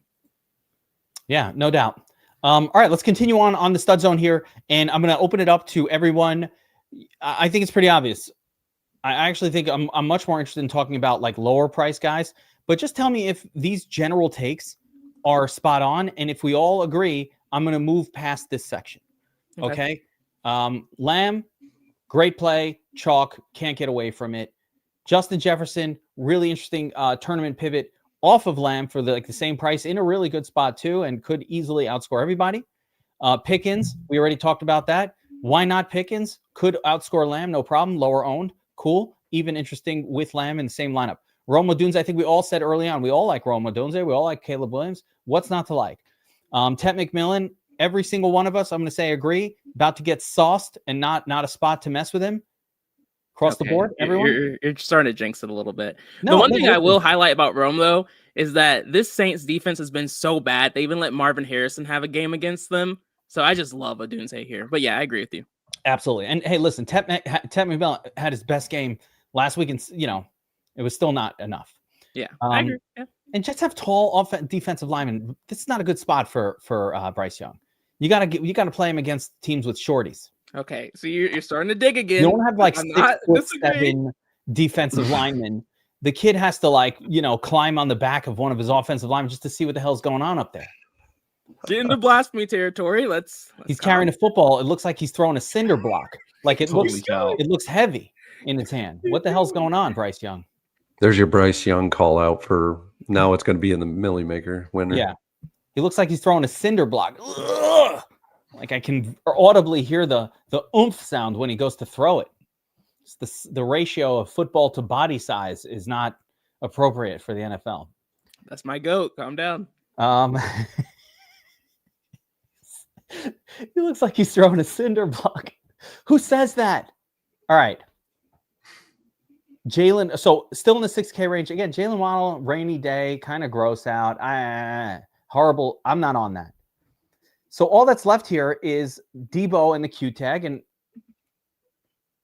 man, if I knew the guy's healthy, I'm going to load up on him again, but I don't. But I kind of want to load up on him. You know what I mean? And then we got Xavier Worthy here, who is probably overpriced, but could pop off in GPP. Does anybody have a thought on Worthy? Like everybody's playing Rice. Is it like Worthy, the interesting tournament pivot? Is there something to that? In my home stacks, yeah, but I'm not really Agreed. playing him much outside of that. Yeah. This is a great opportunity. You know, you got chalky quarterbacks, but there's really, really low owned stack pairings with them. So I think you can feel better about the chalk if you're going to stack up a guy like Worthy or Pickens for the Cowboys. Yeah. Agree. So let's get into the meat, the heart and soul of the slate.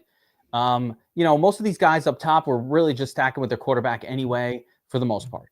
So we've got we've got the boys from the Chargers, McConkey and Quentin Johnston, Cortland Sutton. We talked about him a little bit, AJ Brown, this whole zone. So I'm just going to go and give me a couple of your favorites from 6K down to like the 5K zone, and then we'll get into the cheapies afterwards. Burns, start with you. Which two wide receivers in this zone are you most excited to roster in tournaments? Well, I think Cortland Sutton may have one of the better matchups on the entire slate against the Giants here, who play a lot of man and they play some zone, but he's got some good metrics against this defensive coverage schemes. He's just one of them. I mean, plus he's under that 6K threshold, and not a lot of people really go to that 5.9K threshold all that too often. I'm not going to talk on Olave. I think he's a great pick. I think he's a great play. I think he's fantastic for single entry, and he's fantastic for cash. And he's fantastic to have at field ownership in your GPPs. But, you know, it's not somebody that we have to mention. Everybody knows that. Same with Rashee Rice. I mean, everybody knows it. But 25% owned Rice, 25% owned Olave. Those are, if you're building a cash lineup, right? You know who to click, guys. Click the guys with the 25% near their name. That's who you put. A couple of guys going under owned. Jordan Addison, he's going under owned at 5,100. About this time last year, he started to roll, and he rolled for like 30 pointers in consecutive weeks. So this could be another spot for him. And then Romeo Dobbs, I mean, he's got a great matchup in this one too at 5K. You know, these are spots that are definitely beatable spots for these guys. And then the guy that if I'm pairing with Herbert, it's going to be Quentin Johnston this week. He's coming back. He's healthy. He is the WR1 in this lineup. When he's in there, actually, Ladd McConkey takes a back seat, and it's Keenan Allen and it's Quentin Johnston. So Quentin Johnston is in play this week, playing in this game. Herbert goes right back to him.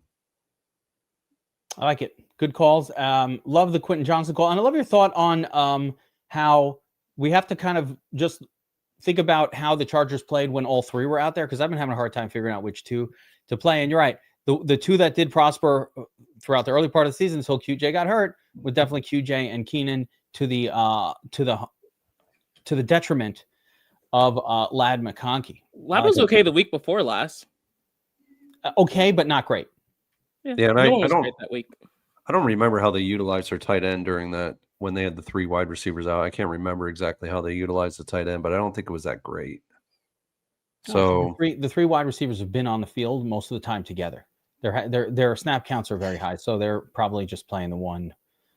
So it kind of takes the tight end out, and I really think it takes Ladd McConkey out as well. So Josiah, in this zone, which wide receivers are you aggressively targeting for tournaments? Okay, let me make sure we're on the same page. What's the bottom of this zone? You can go all the way down to 4K. Okay. Take the whole zone.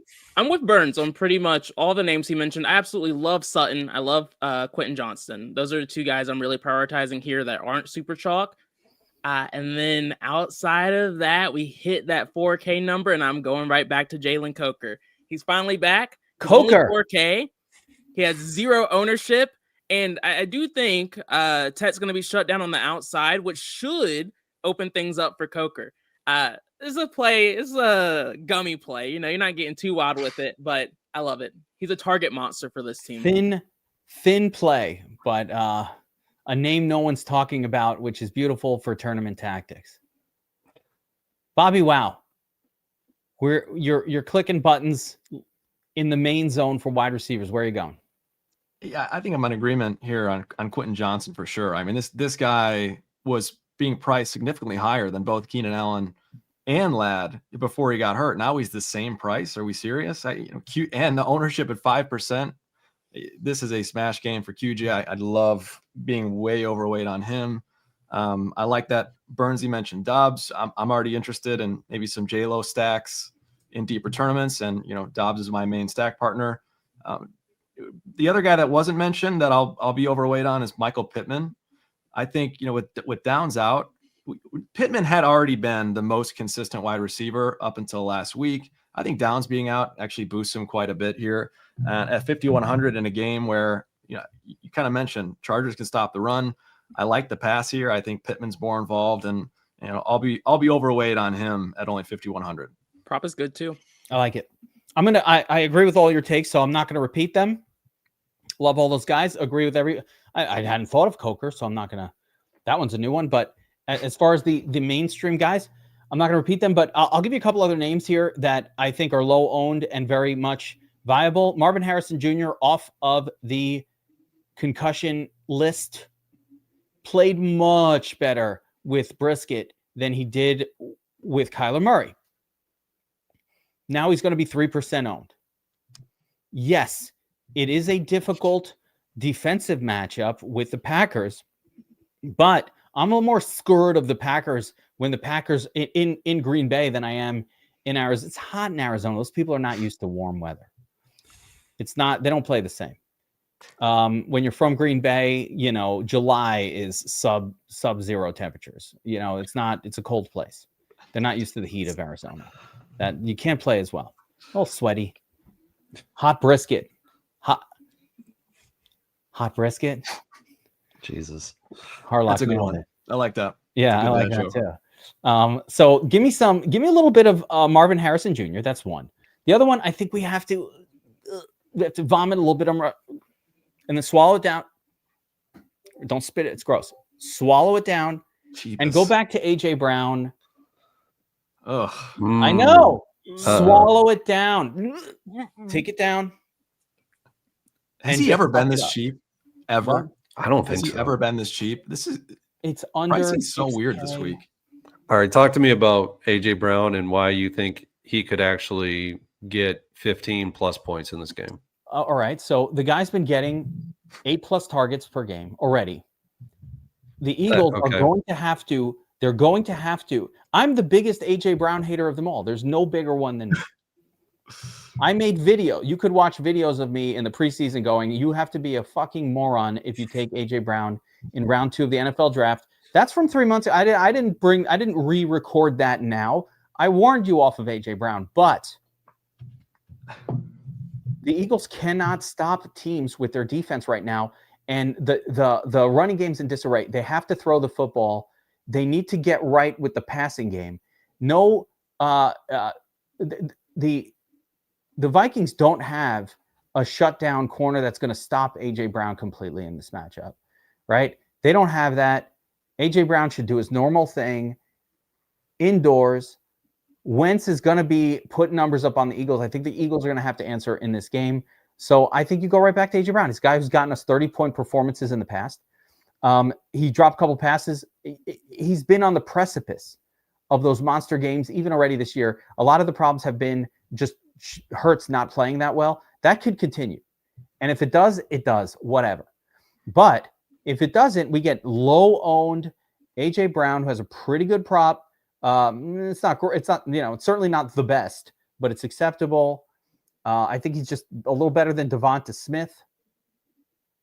Same price as Smith. So I think it's going to be AJ Brown. I don't see it. I like AJ Brown when the opposing team doesn't have an elite CB1 to stop him. And I think that when the Eagles are going to have to be throwing the football, which I think they will on the road here, I like this better than I would if AJ Brown was at home, because at home, they're going to just try to run the football down the Vikings' throats and play defense. I think the Vikings play better because they're at home. And of course, I'm believing the whole Wentz bullshit narrative of revenge. See, I think the reason why Philly's not doing very well this year from an offensive perspective is that they're not running the ball as effectively as they did last year. And when you run the ball effectively, it actually opens up the pass because they bring the linebackers in, and then, the secondary starts to creep towards the line, and then AJ Brown's open over top. I think teams are already doing that, Burns. I think that's happening. But Hurts is there. They're doing it. The problem is Hurts is not connecting with one-on-one wide receivers this year. They're not running the ball as effectively as they did last year. No. And Bobby brought it up really well and talked about Saquon Barkley to a point where it was actually the best take on Saquon Barkley is they're starting to get healthy on their offensive line again. And Saquon Barkley has to start moving, and he has to start producing, because if he doesn't, this team's not going to win in these really tough games. And so he has to start. And I think Bobby's right. He's got to do it this weekend. If he doesn't do it this weekend, then he's not going to do it this year at all. And because he's got a healthy complement of offensive linemen. And this is why this is kind of why I wanted to get your take, because, they have to get the run game corrected, and then it opens everything up for AJ Brown. It opens everything up for Devonta Smith over the middle. And the guy that's actually been producing for them above all else is Dallas Goedert. Yeah, that's fair. He has, and it's kind of the reason why I wanted to get your take, because I think it's a Goddard game with Barkley. I mean, to me, I agree with you on what I would call the chalk approach to the game would probably be that. But I'm looking for angles here. I'm looking for, all right, what's going to help us win a tournament? Who's a player in this 6K zone that has legitimate and true can score 30 fantasy points on Sunday, this Sunday? Yeah. Oh, how often? Listen, if we're going to break it down to math, the math is most of these players are going to hit their ceiling 1 out of 4, 25% of the time. Every now and again, if you're in a miraculous situation, you can find a guy who's maybe got a 30 to 35% chance of getting you a tournament winning score, as opposed to that normal 25. And then you have guys who are kind of like Olave and Myers, who will have a great likelihood of getting you a 3X, but probably only a 10% chance of getting you a ceiling game tournament worthy. So all the players have to go in that bucket, right? AJ Brown is in a bucket for me of never play this fucking guy in cash. He's probably going to get you a 2, but when it's happening for him and when it's working, he gets you a 30 plus. So I want all those kind of players. I don't even know that, for example, Jacoby Myers has a 30-pointer in him at all. Like that might never happen ever. He right? was And out. it's not different in price from AJ Brown on the slate. I think the most encouraging thing about Brown is, outside of week 1, you look and you see 8 targets, 9 targets, 10 targets. Like he is being consistently thrown to. So the volume is at least there. Yeah. They're trying to get him the ball. Like there's other problems in that backfield. And again, I have a personal call from somebody within the Eagles who was like, dude, it's a mess over here. So I'm like, all right, shit. That's a trouble. Yeah. But this turns around on a dime. You know how these things go. One game on the road, Wentz, common enemy. Everybody comes together. Why is it so hard? Yeah, here's my question. Seeing Joe Flacco last night, Just throw the ball up to Jamar Chase over and over and over again on running downs when you're supposed to be running the clock out. Yeah. He's just lobbing the ball up, where Jamar Chase can grab it. This is AJ freaking Brown. What are we doing here? I mean, Jamar Chase is special. Like, that's just a totally different monster. But I get what you're saying. He is, but again, like, if Joe Flacco can lob, it's just crazy to me, man. Just watching that game was wild. Oh, I love Joe Flacco for the rest of the year. You have no idea what a Flacco feast it's going to be around here. It's like if Jameson Williams was starting for a team, but Jameson Williams. Yeah. No, not Jameson Williams. You're thinking Winston. Yeah. I'm like, why the fuck can't I? Yeah, it didn't sound right when it came. It's like if J-Mo was starting for the rest of the year, and I'd just be like, yes. And every week that it's low owned, excellent. I'm going full Burns on that one. What about if he's super chalky? Actually, I just had an idea for our media people, and now I'm going to be bringing on a new little clip for the future, as long as I remember it. No, I think the take is great. I mean, I was just trying to get your perspective on it because, he is 15% owned projected right now. I don't think he ends up there. I think he's under 10 because of the stigma that he has as being a non-productive fantasy asset other than maybe once every 4 or 5 weeks, right? But yeah, I mean, that's the reason why I wanted to get your take on it.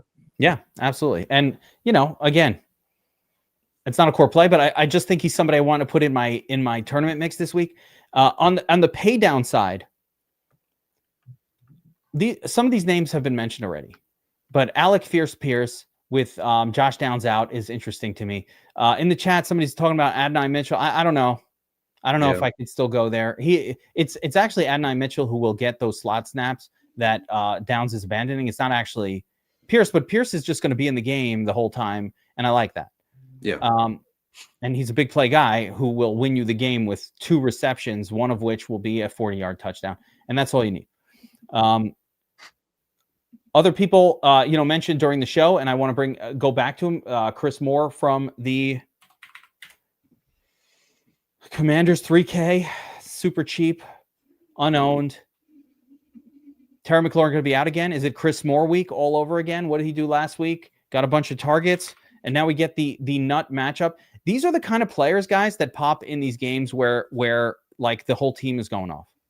At 3K, it's certainly worth some shots. I will say, like 80% of his points came on one blown coverage, completely blown coverage, where he was wide open in the end zone. But do we not think that? Don't we think that Dallas is going to blow some coverages? Like that's what they do. They certainly could. Yeah. Yeah. What they do. We lose Kevin. No, Kevin's here. Yeah. Okay. Yeah. My microphone okay? Everything all right? Yep. At 3K though, yeah, definitely want to take some shots there. Yeah, I'll take a shot there. Chris Moore, and I also have who is my other one here? I want to ask you this one, BobbyWow. Actually, this question's going to come. I'm Rashid Shaheed, of course, but like Luther Burden. Are we off for the Burden situation right now? Are we off? Are we on? Here's the thing about Burden. He is, until further notice, he's a guy that his floor is 0.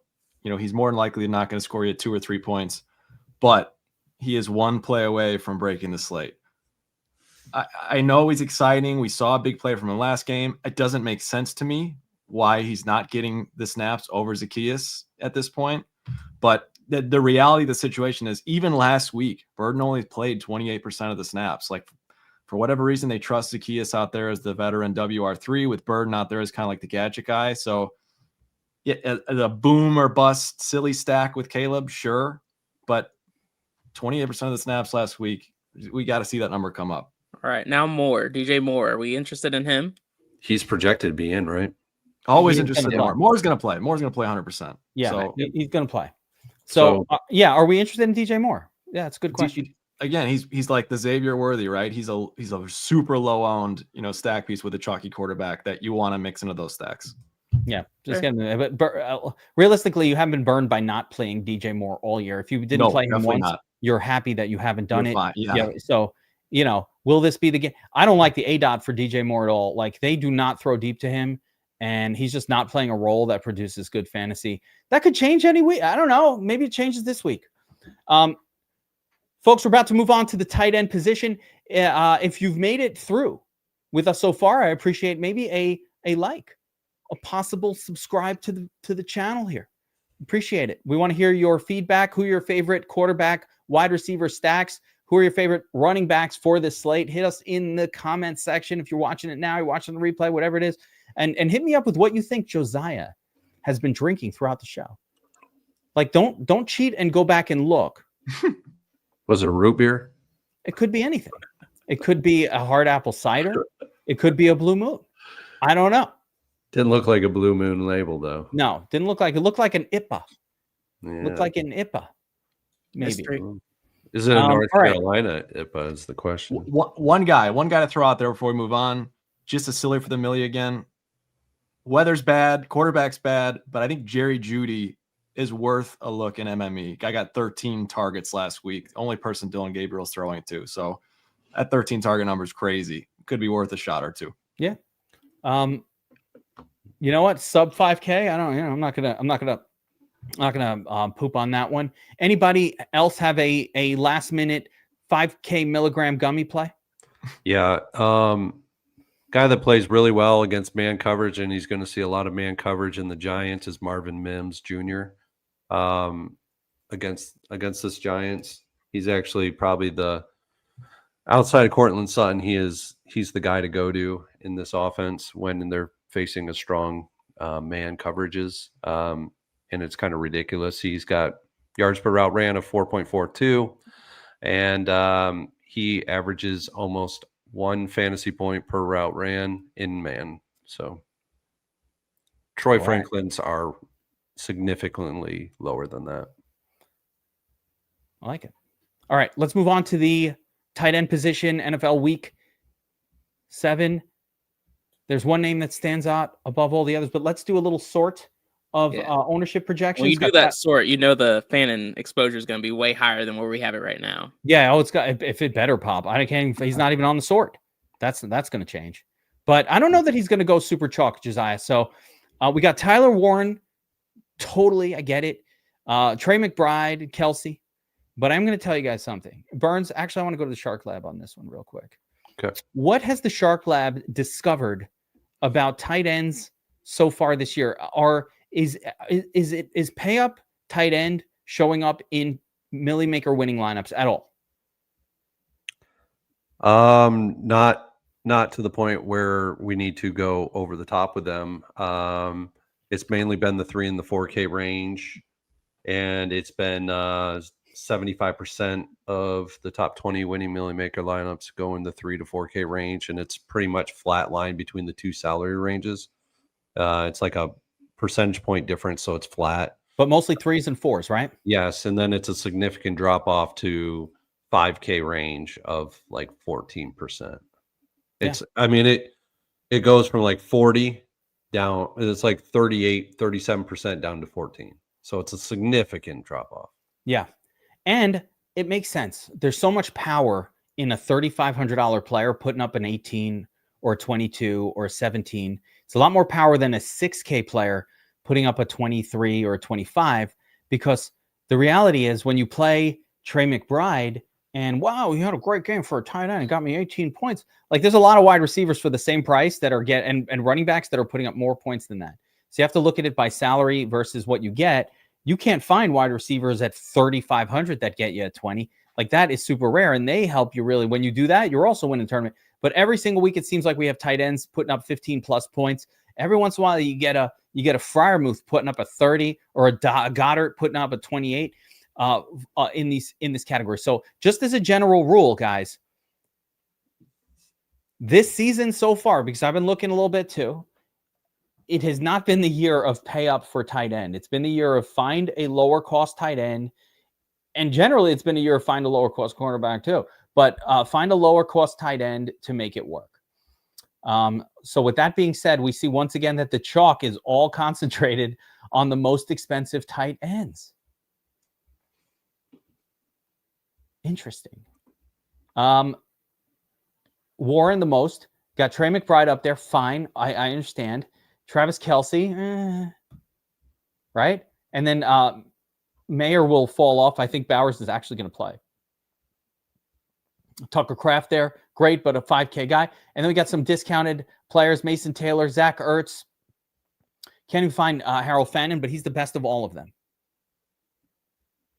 So with that being said, gentlemen, let's just go generalized with the tight end. Give me 2 tight ends that you're targeting this week. Does not have to be high, low, just 2 that you like. Burns, who's the Shark Lab most impressed by for NFL Week 7? I'll give you one in the 4s, and then I'll give you one in the 3s, and these guys are probably going to be significantly low owned. I checked earlier today, and he was under 2% owned. Is that Evan Ingram against the Giants? The Giants are a leaky faucet to the tight end position. They actually produce one of the highest, not one of the highest. They're about middle range of fantasy points above the average to tight ends, and so, but it's just a great matchup for him. And then in the 3K range, this guy probably will be, if he gets a 0.5% ownership, I'd be very surprised. And I just got to pull up.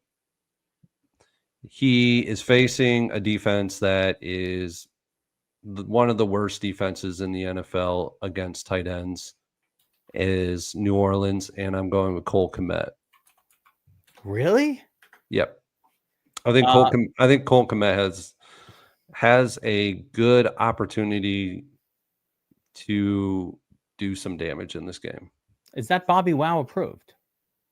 It's not. It's not. The only time I say it's not for Burns, but again, if Burns says it, well, his volume over Colson Loveland is a lot. I mean, he's double digit target percentages. Colson Loveland just hasn't been getting it done. He was out for a little bit. Yeah, that was inflated by that 1 week or a couple weeks. Loveland was out. Komet got like 9 targets in a game. I'm going to have to step in here and give my take on the Cole Kmet play. Acceptable. Unacceptable, Burns. Go ahead. There are better plays. I think it'll be okay. He's not that bad. I mean, he's produced before in the past. I know he's got another tight end in there, but at 0.5% of ownership, I'll take 2 lineups with him in it. 3,200. All right, a couple lineups for the tournament. You know what? Everybody's in play in tournaments. Everybody. I'm just envisioning the video that our editor will make next week, where it has me doing the unacceptable and playing that thing, and then it's like Cole Kmet, 23 fantasy points, end with the Curb Your Enthusiasm. You know, that one. Get ready. The thing though about that, part of Burns' point is he doesn't need 23, right? No, I need 5 passes and a touchdown, and he gets across the end zone. It's a long shot. You could get there. I don't mind it, but you know what? It's probably more in my mind.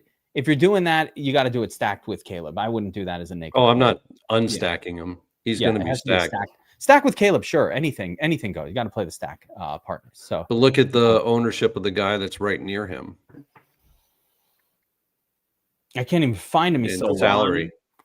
Sort by salary and look at the guy that's right near him in salary. I mean, it's Mason Taylor, and he's going to be pushing 10 to 15% ownership by the time Sunday lock hits. I love Taylor. I love him, and Taylor's a great play. I like him too, but yeah, I don't know if that was his mom sitting on Jason Taylor's lap, or just some smoke show hottie that Jason Taylor brought to the game to watch it. But what is it about the tight end position that just makes you start really going off the rails, Kev? That's a good observation. It is the tight end position. It's just late in the show. All right, Josiah, what about you? Give me a couple of tight ends. Oh man, give me a couple of tight ends that you're excited to push the button for this week. Yeah, I'm pretty chalky here. Like Bobby said, I love Mason Taylor here. They lost Garrett Wilson. They don't really have an option. It wouldn't shock me if Breece Hall makes me regret being a Panthers fan, but I think it's more likely that Breece Hall gets shut down and they just have to throw it to somebody. And I think Mason Taylor's going to be that guy. And then I've been on projection's Fannin all crazy. week, and I'm going to continue to be on Fannin. Njoku's out. Dylan Gabriel loves throwing to his tight ends, and Fannin should be close to a lock for me this week. Yeah. Like On it. 60%, 70%, something like that. Wow, that's crazy, man. We'll see. I'm going to let the DS do his thing, but I like him a lot. Look at these numbers, guys. The prop projection is crazy. Zach Ertz far and away the highest. Far and away. But Mason Taylor a close second, 3,400. He's propping out at 10.174. If you don't think he's going to have a good game, you can go to the sportsbook right now. You can bet unders on his receptions, on his yardage, on his touchdowns. It's available. You can do it. BobbyWow, how about you? Cole Kmet season? Look, I don't think we have to get that silly at tight end here. There's so much value. And honestly, this kind of, oh no, this reinforces the double tight end play here. I think I do think I'll have more double tight end than anything else. Nailed a couple. I think the pay up option to me is Tyler Warren. As much as you love having Fergie up on the screen, and Fergie's a fine play as well. Tyler Warren, though, guy's a stud. He is as consistent as it gets in that offense. A little more of a boost without downs as well. So I think Warren cannot go wrong with him. Probably more of a cash hybrid option, but he's very solid pay up. I think Hunter Henry is interesting this week as a high upside guy at 4,100. Got to stack Drake May with somebody. Booty, he got it done last week, so probably not this week. Diggs, he showed up for the Bills game and now he's gone again. I think there's some intrigue upside with Henry. You already talked about Fannin. Mason Taylor's a stud, but to me, Zach Ertz, man, like that Q tag is heavenly for anybody who is excited to play Zach Ertz. I think he is the best pairing with JD far and away at that price. And if he's going to be sub 10% ownership with that prop projection, it doesn't get much better than that. I have a sneaky one, but I have a really sneaky one. But I want to first just agree with everything. Yeah, Ertz, dude. Just play fucking Ertz. And if you're not going to play Ertz, play fucking Harold Fannin Jr. with no Njoku. They're throwing to the tight ends at an insane level. They don't throw the ball that much in Cleveland, but when they do, they throw it to the tight end. Fannin could see 10 targets in this game. For 3,200, okay, or 39, whatever the hell the price is. Dylan Gabriel throwing in hurricane, but yes, the targets will be there. Yeah, you're not throwing it far. This guy catches the pass 3 yards from the line of scrimmage. No, he's a good play. Yeah, that's exactly how silly do we have to get with like 6 solid options below 4K here, Gev? How silly do we got to get at tight? I have a crazy one, but not crazy in the stupid way. Crazy in the fucking crazy like a fox way. Burns, you know what I'm talking about. It seems crazy, and then you think about it, and you're like, oh, yeah, wait a second. Get one of these going. That makes a lot of sense. How about Tiberius James Hawkinson? Yes, Hawkinson. Hey, there you go. Okay, that's fair. That's a fair one. Okay. No, that's a fair one. No. What's your reason? 2% owned? Excuse me? This isn't Darnold. This guy had a good game with Wentz, I believe. Yeah, 6 targets, 5, put a 15. He's getting some targets, throwing the ball that way. 38 yards. That ADOT's crazy. Tiberius James Hawkinson as an interesting tournament low-owned super pivot. With that being said, just because I made a little emphasis on that one, doesn't mean I much prefer Fannin and Ertz and Mason Taylor. I think those guys are in smash spots. The prop on them is crazy compared to everybody else. It's not even close. I love Burnsy's call on Ingram, by the way. He was my sneaky guy coming in. Burns snatched right off the rip. 4K, he was really involved. I think he's the best pairing with Bo Nix if you're looking to play some Bo. Ingram's the first guy I'm stacking with. You can't even find Ingram. He's so far down this list. I have to scroll so far down to find where he is. But 1% owned, 4K, like just above that like Fannin price point, and he's heating up. I like that play. Great call, Burnsy. Yep.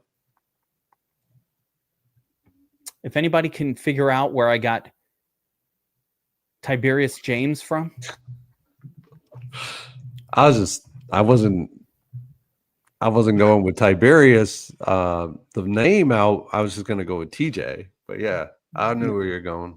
Tiberius James. Are we going biblical on it? Were you getting biblical on us? No. You Okay. got to know. If you know, you know. It would pop in your head what that's a reference to.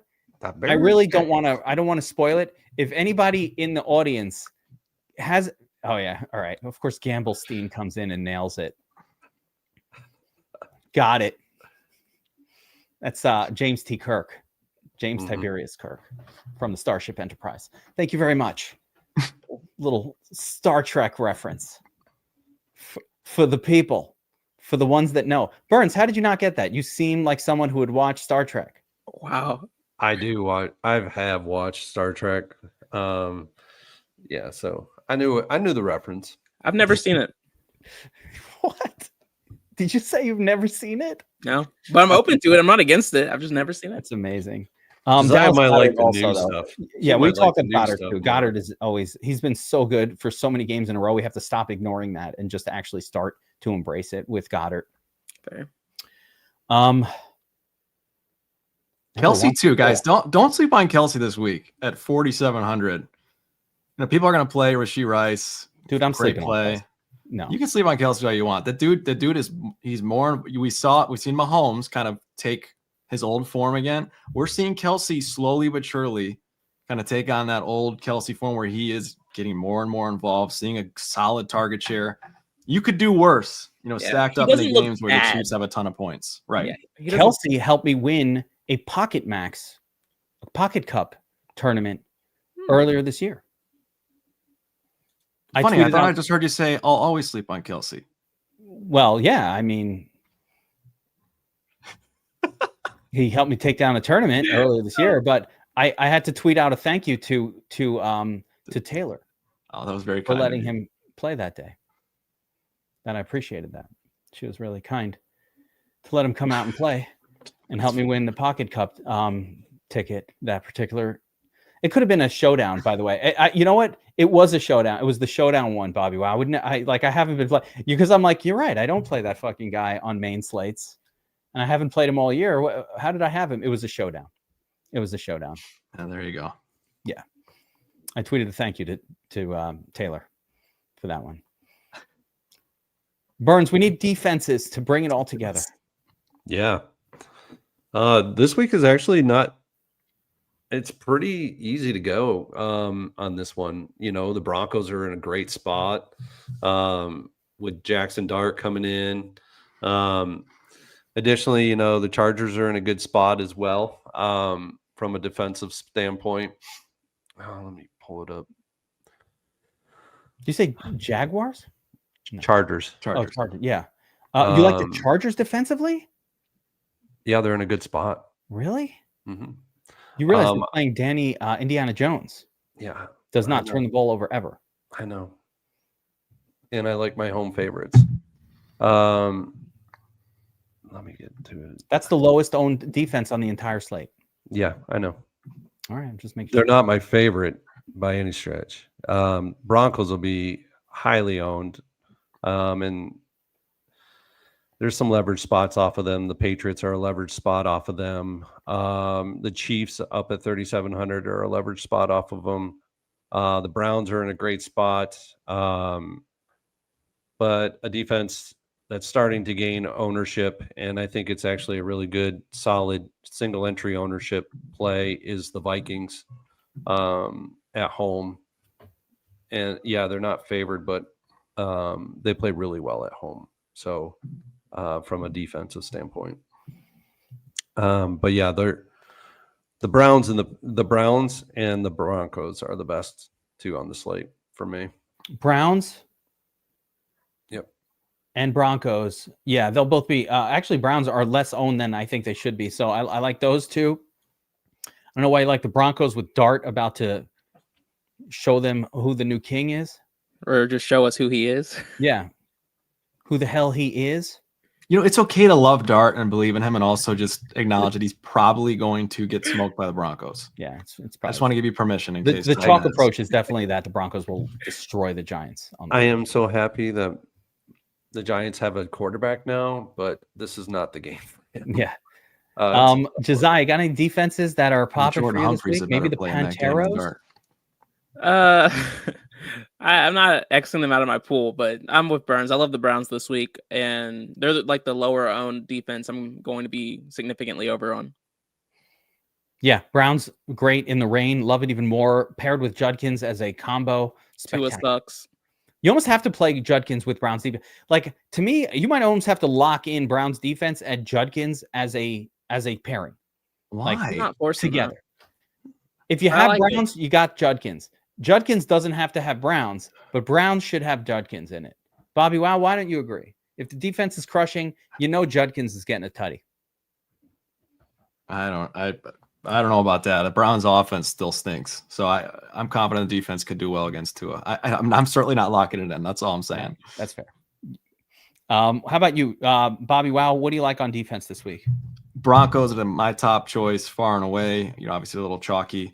I think the Chiefs, the pay up team, but they are in as good of a spot as anybody in terms of upside. Nobody's turned the ball over more than Geno Smith. The Raiders team is struggling. Bowers is probably not going to play, which doesn't help either. I think the Chiefs at home, man, they're on a different level at home. So really, after just limiting the Lions to 17 points total, I love the Chiefs against the Raiders here. Don't mind paying up. And then, I'll have a ton of exposure to the Browns and the Dolphins on the other side of the football as well. Let's not forget, Dylan Gabriel is a rookie quarterback in a bad offense, in a bad weather game. And Dylan Gabriel just doesn't even look the part of a QB, anyway. So give me all the Browns and give me some Dolphins too. Talk about a short quarterback. I mean, I'll throw in a couple of teams that maybe weren't mentioned, but like, I don't see why the Packers, even on the road, aren't a pretty good play as like 10-point favorites. Jacoby Brissett, yes, he played pretty decent last week, but he's not that good. Of course, the Patriots at home, you always are on the road. Who cares? You always want to play teams against the Titans, but I will give the Titans a little bump of we fired our head coach and we'll play better this week than we have been. So I don't love it as much. The Panthers against the Jets team with no Garrett Wilson is effectively a dead offense. Justin Fields is epically bad at doing football. True. The Jets are not a team to go to for a quarterback to get right. They're a team where a right quarterback goes to get wrong. It's the opposite of what Fields needed. You know what? I feel like we couldn't get right for the Steelers.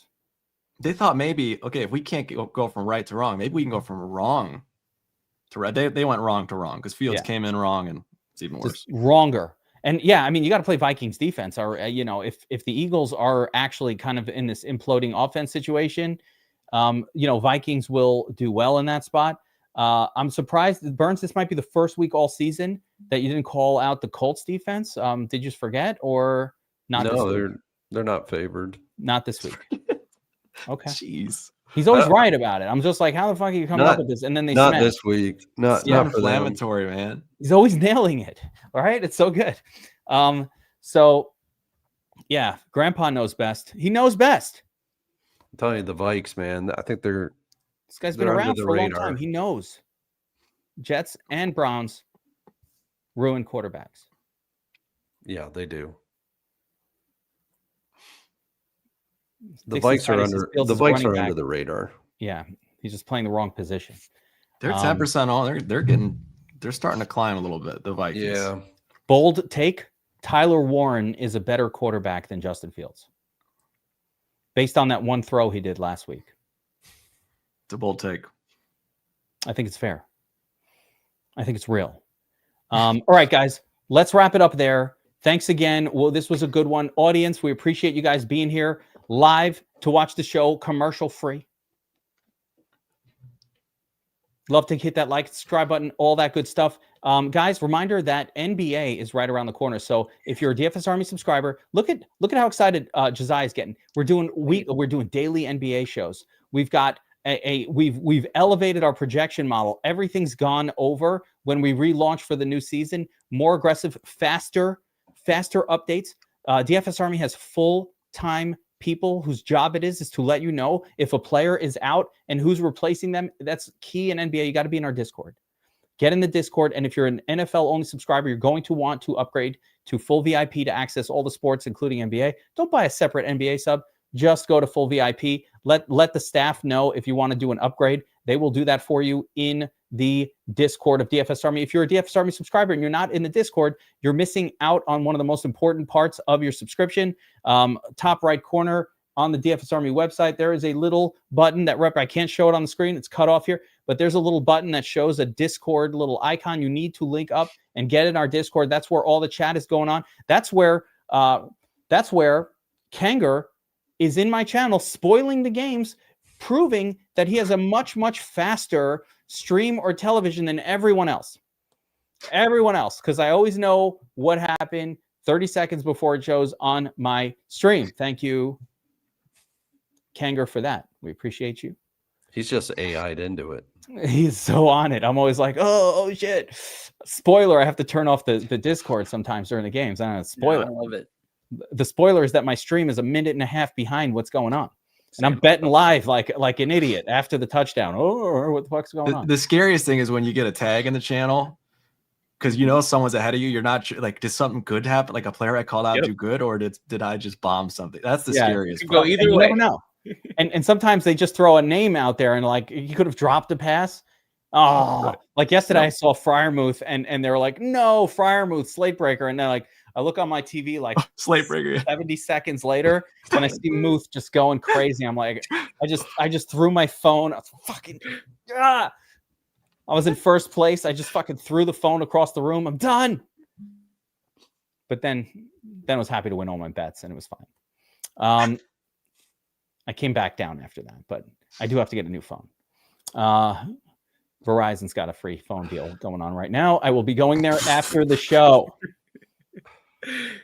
Oh man. Muth made me throw the phone last night. I'm not even kidding. No, of all people. You'll waste 2 hours of your life in the getting a phone. Oh, it's so long. Going into Verizon, I need to like have a snack before I go because I'm gonna be there for 3 hours. Yep. That's gonna do it for this one, guys. Remember, for DFS Army subscribers, I will be back tomorrow at noon right here on the DFS Army YouTube channel, but members only, DFS Army subscribers only. For the Players Club, where we're gonna build lineups for Sunday's slate, we're gonna build them for single entry type contests, multipliers. Not the same crazy GPP stuff we talk here, but a little more, play the chalk, get a little different, take down a multiplier. We took down another 40x multiplier last week during the Players Club, gentlemen. Then we took down a couple. Unbelievable run still. Yeah, there's a couple of them. I'm supposed to take down one or two of those all year and you're profitable. We've done like 7 or 8 in 7 or 8 weeks. It's not even real anymore. It's getting crazy. But it's been a great start to the season, and hopefully everybody's doing really well. And most importantly, having fun. This is a hobby. This is something we do for fun. We do for excitement. It gets our adrenaline going. So hopefully you're having fun. You're sweating out some wins. And if you're not, it's going to come. Don't worry. Hang in there. I keep getting amazing DMs from people saying all these wonderful things, not just from the show and from you guys. I mean, Burns, they love you out there. You have no idea. I don't even share it with you. I don't want you to get a big head, but we get a lot of DMs and mailers coming in about Burns. Yeah, we do. We do. The call on Darnold apparently and Montgomery won some people some big tournaments that week. Fantastic. All right, so we're gonna wrap it up there, guys. Thanks for hanging out, crew. Thanks for being with me as always. Like, subscribe, notify, and we'll see everybody tomorrow at the Players Club, 12 o'clock noon, right here, right now. Take care, everyone. Helmets up. Pilsner.